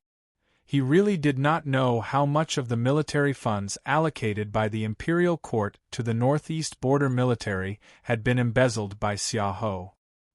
He also did not know whether the gold and silver that the West Hill Divine Palace gave him had also been turned into the rockery in the garden. When he thought about these things, his expression was very calm. But in fact, his mind was still stuck on the conversation in the winter courtyard. The shock brought by those secrets could not be eliminated in a short time. Xiaohou, the remnant of the Devil's Doctrine, became a powerful general in the Tang Empire and a visiting professor of the West Hill Divine Palace. He was willing to be a dog of the Divine Hall and kill innocent people in Chang'an City and the Yan territory. All of this was to hide the identity of his sister. He did not want anyone to know that the Empress of the Tang Empire was also a member of the Devil's Doctrine. Ning Ke put his hands on the slightly cold windowsill and turned back to look at eldest brother in the room. He thought about how it was this ordinary-looking scholar who did not have a strong aura in the winter courtyard. But with just a simple sentence, he made the most powerful General Xiaohou of the Tang Empire willing to give up his power and retire in glory. He could not help but feel emotional. The sibling relationship between Xiaohou and the Empress shocked him.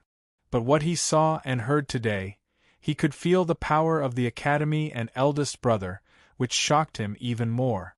He could not help but ask, "Eldest brother, how strong are you?" Eldest brother was holding the scroll and reading. When he heard Ning Ke's question, he slowly closed the scroll and looked up at him by the window. After a moment of silence, he said with a smile, "Strength is actually a relative concept. For example, the goshawk and the ant. The goshawk seems strong, but the goshawk will never fight with the ant. So the ant is not weak." Ning Ke spread his hands and said, "Senior brother, what you said is too profound. I don't quite understand." Eldest brother smiled and put the scroll back to his waist. He slowly walked to the window and stood side by side with Ning Quebec looking at the frost trees and ice pond in the winter courtyard. He said slowly, "This world, which is either red or plain, is actually divided into many different worlds. For example, the palace and the marketplace, the brilliant divine hall and the dilapidated Taoist temple, the so-called unknown place and the real life full of smoke and fire. It is said that when the chief monk of Xiankong Temple preached, countless flying ants rose from the light. What state do you think this chief monk has reached? Another example is that the Abbey Dean of Jishou Abbey could teach a disciple like Yi Su. Then how strong is he? But these people will never, at least until now, they have never appeared in the human world. Then they are like goshawks overlooking ants. Although they are strong, they will not hurt you." Ning Ke asked curiously, "What is Jishou Abbey?" Eldest brother answered seriously, "Jishou Abbey is a Taoist temple." Ning Ke waited for the follow-up seriously, but there was no follow-up. He smiled somewhat helplessly and suddenly asked, "Is Xiaohou a goshawk or an ant?" Eldest brother sighed and said, "He should be a goshawk in the sky of the wilderness. Unfortunately, he was chained by himself. Since then, he has become a shepherd dog domesticated by hunters. Then, he can no longer break free." Ning Ke said after a moment of silence, "Do the powerful guests of the Divine Hall all have a chain on them?" Eldest brother answered seriously, "Xiaohou is worried about the Empress, so it is naturally more difficult for him. But younger brother, you are not wrong. The guests of the Divine Hall naturally have their own difficulties." Ning Ke thought of Mo Shanshan's teacher and frowned. He said, "Is it the same for Liu Bai and the Master of Calligraphy?" Eldest brother said emotionally, "The Sage of Sword Liu Bai is known as the strongest in the world. Even the hierarch of the Divine Hall has to treat him with respect. However, Haotian's divine light shines on the world. As long as you live in Haotian's world, there will always be some rules that need to be followed. You and I are lucky to be born in the academy. We are relatively freer and happier." It was a very simple sentence, but it slightly moved Ning Ke's heart. The words like rules and freedom in the sentence made him vaguely feel something. Especially the last sentence about being born in the academy, it was relatively freer and happier. It made him have many thoughts. There is one more chapter. It will probably be later. I will go out and have a bowl of porridge now. Recently I have been busy writing and that personal matter. I am a little angry and feel uncomfortable. Alas. To be continued. If you like this work, please come to Qidian. calm to vote for me. Your support is my biggest motivation. Chapter 327. Even the strongest man in the world has to follow the rules. Ning Kei's eyes lit up. He rubbed his hands and asked excitedly, Eldest brother, who is stronger, you or Lu Bai, the Sage of Sword? Eldest brother looked at him in confusion and said, Lu Bai, the Sage of Sword is the strongest man in the world. Of course he is stronger than me. Ning Kei was stunned and said, What kind of answer is that? Fighting isn't just a matter of words. Eldest brother thought carefully about what verbal fight meant. After a long time, he thought he understood what Ning Kei was trying to say. He explained seriously, I am not good at fighting. Your second brother is better. This answer made Ning Kei speechless again. Eldest brother looked at him and asked curiously, Youngest brother? Ning Kei waved his hand and said, Nothing, senior brother. I am just not used to the way you speak. Eldest brother suddenly understood and said, I see. Ning Kei asked, If the chief monk of Xiankong Temple and the Abbey Dean of Jishou Abbey are goshawks in the sky, then what about you, eldest brother? Eldest brother smiled and said, I am just a scholar who serves my teacher. Ning Kei sighed and said, Senior brother, your answer is too hypocritical. Eldest brother shook his head and sighed. Not to mention the Abbey Dean and the chief monk, the people in Jishou Abbey and Xiankong Temple, there are also extraordinary people in the common people. How can you tell that those ordinary drunkards and butchers are otherworldly sublime beings who have already broken through the 5 states? Eldest brother was certainly not a hypocritical person. The reason why he kept telling Ning Kei that he was not the most powerful man in the world was because he firmly believed that he was not the most powerful man in the world. He also did not want Ning Kei to fall into some kind of arrogant mental illusion because of the powerful background of his sect. Ning Kei would go astray in cultivation and gradually stray away from the only correct path to find himself. It was a pity that Ning Kei did not understand eldest brother's good intentions. His logic was very simple. In the known cultivation world, the Abbey Dean of Jishou Abbey must be at the most powerful level. His disciple Yi Su could not even fart in front of eldest brother. Even if he was strong, he could not be stronger than the academy. Therefore, he naturally felt proud and excited. It was precisely because of these emotions that he could not accept the outcome of today's conversation in the Winter Garden. Eldest brother understood what he was thinking and said, Xiahou is very powerful. Even Jun Mo doesn't dare to say that he can defeat him, let alone kill him. Moreover, he was the elder brother of the Empress. Who would dare to execute him? Other than the headmaster of the academy and His Majesty, very few people know about this secret. Please keep it safe, youngest brother. Senior brother, I don't understand why you let me hear this secret before. Eldest brother looked at him quietly. His clear and clean eyes seemed to be able to see through Ning Kei's best disguise. Ning Kei looked back at eldest brother. He did not hide anything because he trusted him. After a long silence, eldest brother looked at him and said with pity, Because I think you need to know. After a moment of silence, Ning Kei lowered his head and said, Yes, I need to know this. Eldest brother suddenly smiled and said, Go back to the academy and study hard. You can definitely kill him within 5 years. Ning Kei raised his head and looked at eldest brother's clear eyes. His heart skipped a beat and he felt that eldest brother seemed to know everything, including his biggest secret. However, what could he do even if he knew? In the past years, he had been homeless and struggling between life and death. That was why he looked careless and naughty, but he was actually sharp, indifferent and wary of everyone. However, now that he had entered the academy and become the core disciple of the headmaster of the academy, he had so many senior brothers and senior sisters. What was there for him to be afraid of? Ning Kei looked at eldest brother and said seriously, I heard that the headmaster of the academy once praised senior brother for understanding the Tao in the morning and entering the Tao in the evening. I yearn for this state.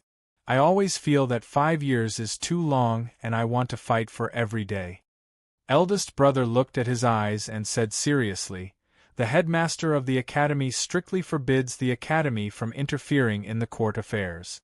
Today, it is already presumptuous of me to ask Xiahou to retire. If Xiahou really retires from the court affairs, even the academy can't do anything to him. If you want to kill him, the only way is to challenge him. Are you confident?" Thinking of the conversation with eldest brother in the room, Ning Ke walked out of the general's mansion. At the corner gate, he met Shanshan, who had just finished feeding the big black horse. He invited her out of the mansion to take a walk in Tuyang City. The winter wind in Tuyang City was as cold as a knife. The onlookers had already returned home. Other than the patrolling Tang cavalry, it was hard to see anyone on the street. There was really nothing to stroll about. However, young men and women strolled not because of the street, but who they strolled with. Therefore, Ning Ke and Shanshan were in a good mood. Walking through the half-closed door of the grain store, Ning Ke pointed at the city wall and told Shanshan that there was a problem with the arrow tower when it was being repaired, so it looked a little weird. However, it was said that it was very useful. Then, he took her to an inconspicuous shop in a secluded alley and had a meal of boiled meat. He proudly said that this was the only delicacy in Tuyang City. Along the way, Mo Shanshan watched the winter scenery, ate fresh meat, and drank hard liquor. She didn't say much, only quietly listening to him, walking with him, and then looking at him seriously. Her eyes were unfocused but no longer indifferent, and occasionally flashed across them. "Have you been to Tuyang City before?" "I passed by it once." "Then why are you so familiar with Tuyang City?" "Because I used to have a friend who lived here for a long time." Ning Ke bought a piece of sweet potato in a sheltered corner of the street. He carefully wrapped it in 2 pieces of coarse paper and handed it to Mo Shanshan. He asked her to return to the general's mansion first. Then, he walked into an alley and looked at the corner of the general's mansion in silence for a long time. The great general in the general's mansion was about to retire. He had once made immortal contributions to the empire. Now that he knew what was good for him and volunteered to retire, the imperial court would definitely honor him. No matter what, his fate would not be considered bleak.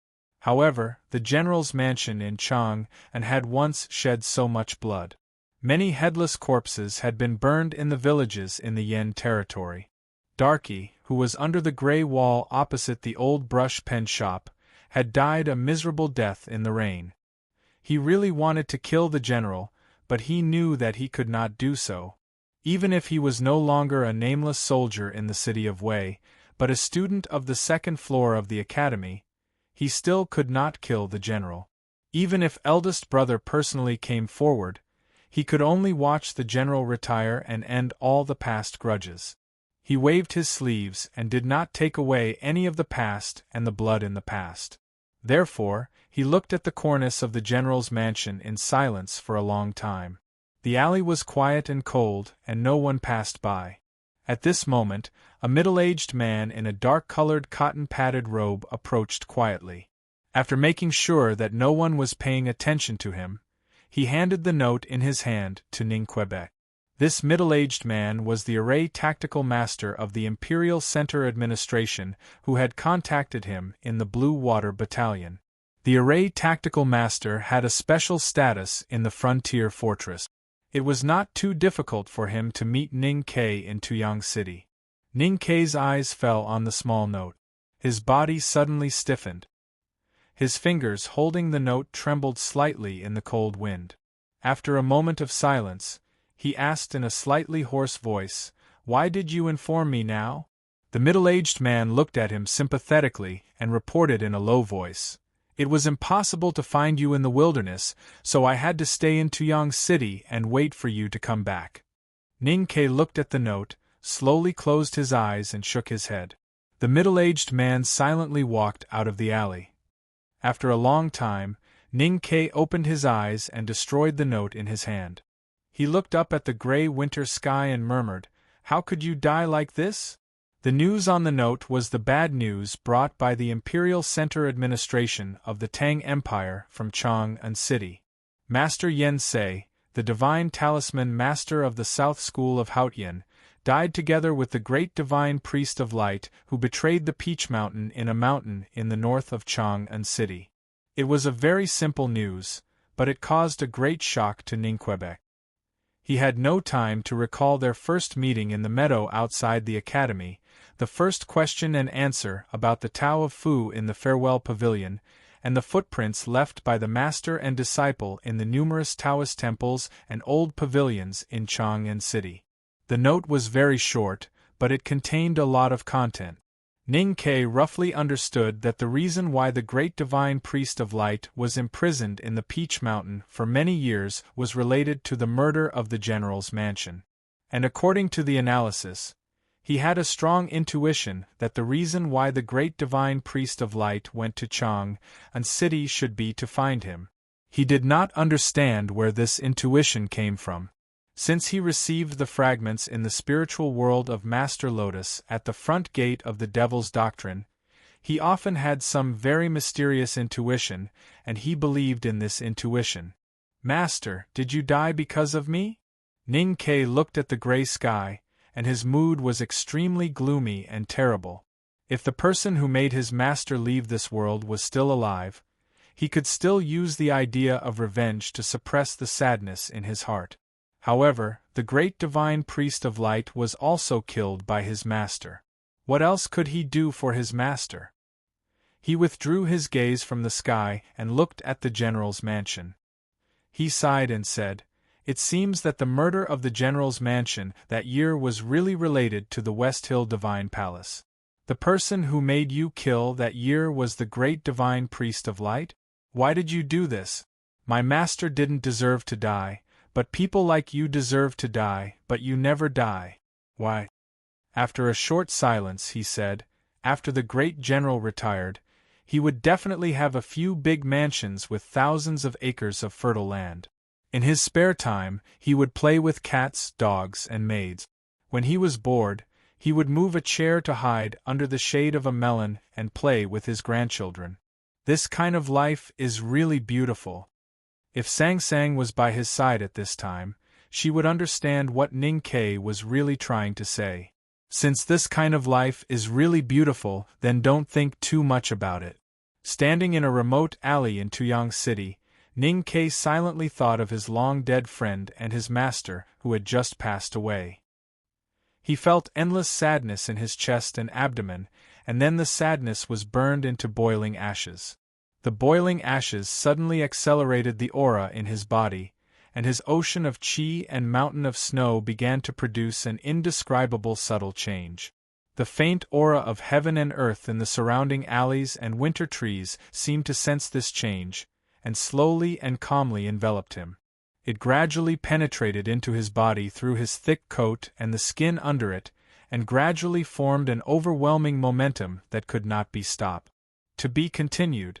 If you like this work, please come to Qidien.com to vote for it. Your support is my biggest motivation. Chapter 328. A winter tree was slanting in a secluded alley. Ning Ke, who had a feeling in his heart, suddenly entered an inexplicable state. He stood silently in the shadow of the winter tree, closed his eyes, and did not move for a long time. The aura of heaven and earth in the alley, the winter tree, bluestone, and the remaining snow shrouded his body silently. The passage in his body that ran through the ocean of qi and mountain of snow became more and more magnificent, and the invisible but substantial Great Spirit slowly flowed in it. When the Great Spirit dispersed to every part of his body, the aura in the passage became relatively thin, and then it was gradually filled up by the vitality that poured into his body from heaven and earth. This process was like constantly eating delicious food, but he did not have to worry about bloating. It was a wonderful feeling. When the Great Spirit in the passageway flowed through the smallest part of his body, the feeling became more and more wonderful. It was like spring water washing his spirit and body, moistening every muscle and every bone, bringing him a sense of warmth, satiety, and freshness. The changes in his body caused some changes on the outside. The thick coat on Ning Kei's body seemed to be full of rainwater and stuck tightly to his body.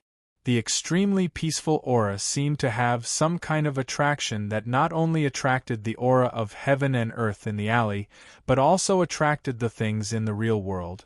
There was no wind in the alley, but the shadow of the winter tree trembled slightly. That was because the withered leaves hanging on the branches were drifting towards his body, pulling the thin branches straight. There wasn't much dust on the stone slabs in the alley, but at this moment, it floated up and gradually gathered at his feet. After an unknown period of time, Ning Kei slowly opened his eyes. A bright light flashed in his eyes, but it quickly disappeared and returned to normal. The shadow of the tree under his feet no longer trembled, and the branches of the winter tree, which were as taut as bowstrings, slowly retracted.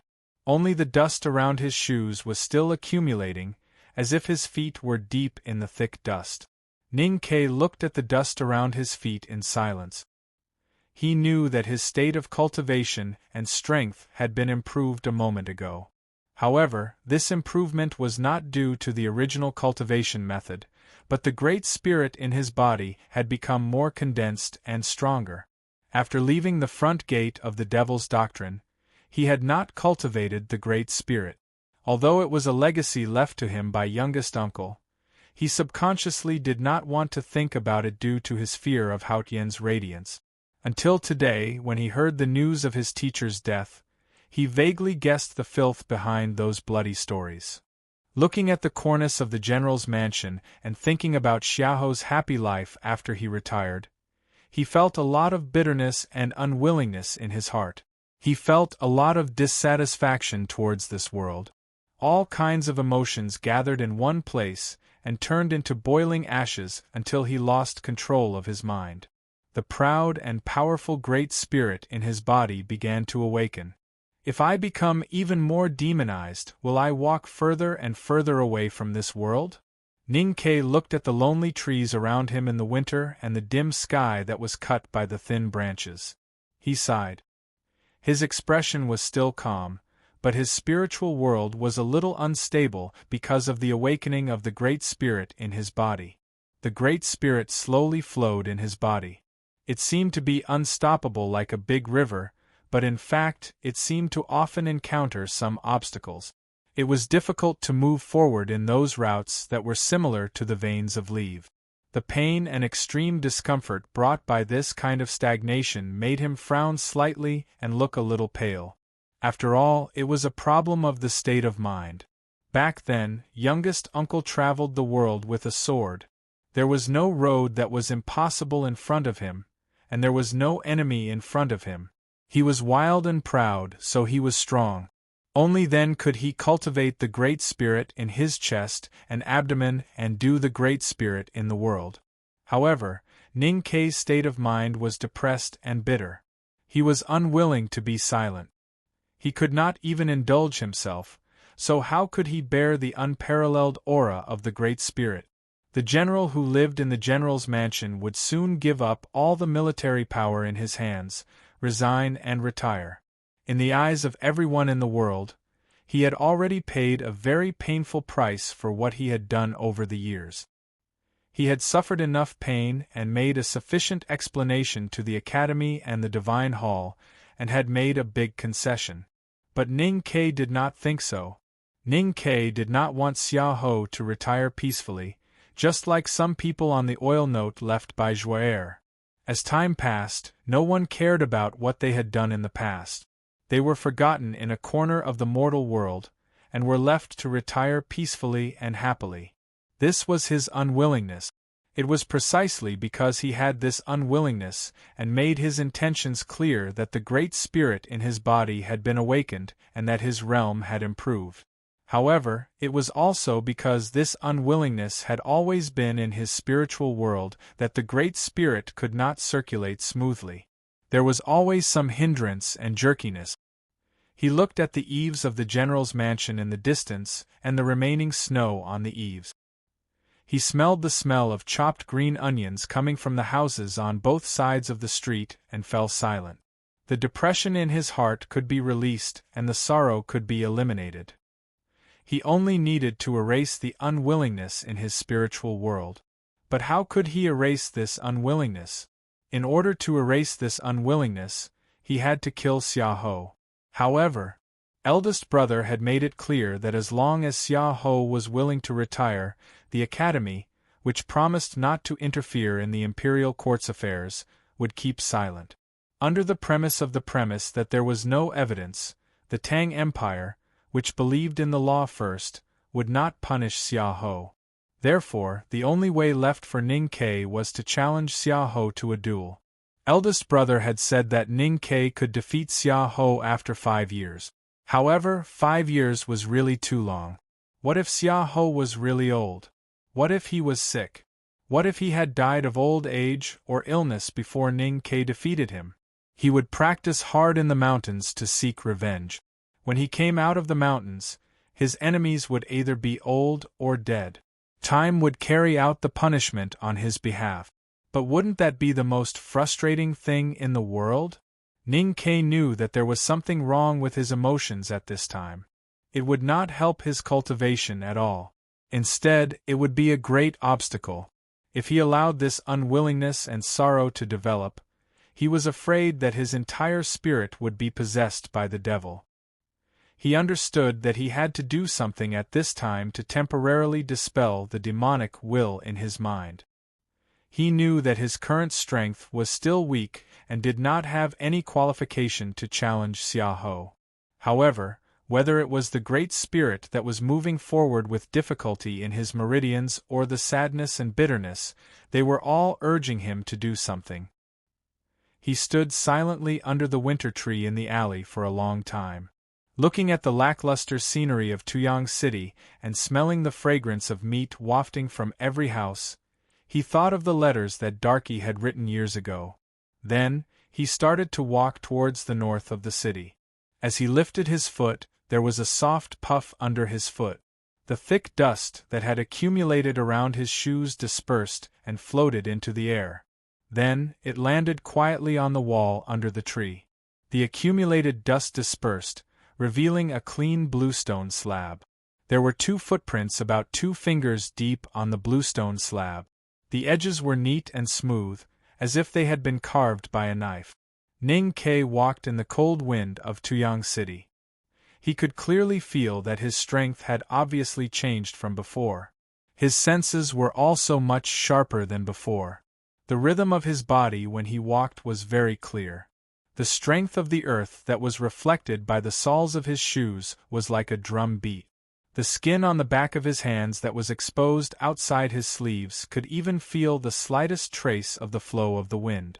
The transformation of his body by the Great Spirit had produced results in a very short period of time. This indescribably powerful feeling made him have a strong desire to prove his strength. At the same time, the thoughts and unwillingness that he had under the tree shadow had also become some kind of irresistible impulse. The strong impulse to destroy everything clashed with the sense of responsibility of a disciple of the back of the mountain of the academy. This made him unable to decide whether he should do it or not. It was not until he walked to the front of the mansion in the north of the city that the clear and steady rhythm of his footsteps finally made him calm down and understand what he should do. In the depths of the winter garden of the general's mansion, Emo Shanshan looked at eldest brother behind the desk and said softly, "There is something wrong with Ning Ke's mood today." Eldest brother put down the scroll in his hand and looked at the girl with a gentle smile. He comforted her and said, "What are you worried about?" Emo Shanshan said after a moment of silence, "I feel that he seems to want to do something." Eldest brother said, "Do what he wants to do." Emo Shanshan looked at eldest brother and asked, "Senior brother, aren't you worried about something?" Eldest brother said with emotion, "Most of the disciples of the back of the mountain of the academy over these years are idiots like me who only know how to cultivate or specialize in one thing.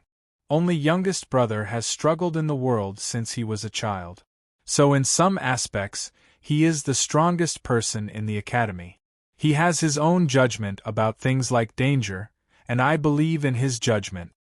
Emo Shanshan looked into his eyes and said seriously, "Even if this matter will bring trouble to the academy?" Eldest brother said seriously after a moment of silence, "The academy is not as powerful as youngest brother thinks. But I think youngest brother always has his reasons for doing things. And I also believe in his judgment about things like opportunities." In the side alley of the mansion in the north of Tuyang City, Ning Ke looked at the tall gray wall of the mansion and decided to go in and have a look no matter what. As eldest brother said, he was a person who was very alert to danger. He also had a very clear judgment about things like opportunities and would rarely miss them. Killing someone in Tuyang City was equivalent to killing someone in front of Xia Ho. It sounded a little strange, but today was his best chance. Because Xia Ho had decided to retire today, so he became old. An old lion would always be negligent in patrolling his own territory. His anger after this would be easier to resolve. Ning Ke walked under the gray wall of the mansion. He bent his knees slightly. The powerful great spirit in his body instantly poured into his legs. A muffled sound was heard between his shoes and the ground, and invisible airflow splashed out. He was like a big bird, easily leaping up 2 feet and flipping over the high wall of the mansion. The place where he landed was a gradually withered flower bed. In front of the flower bed was a courtyard. There was a pine chair in the courtyard, and a person was sitting on it. It was Xia Ho's most trusted military counselor, Gu Shi. Gu Shi looked at Ning Ke in the flower bed and said with emotion, "I have been hesitating whether to kill you or not, and here you are. The next chapter is to strive for before 12 o'clock. I am a little tired today, but I have been working hard." To be continued. If you like this work, please come to Chidian.com to vote for me. Your support is my greatest motivation. You're tuning in to the Phoenix Knights YouTube channel. Don't forget to subscribe and join us on this journey to catch the most captivating stories.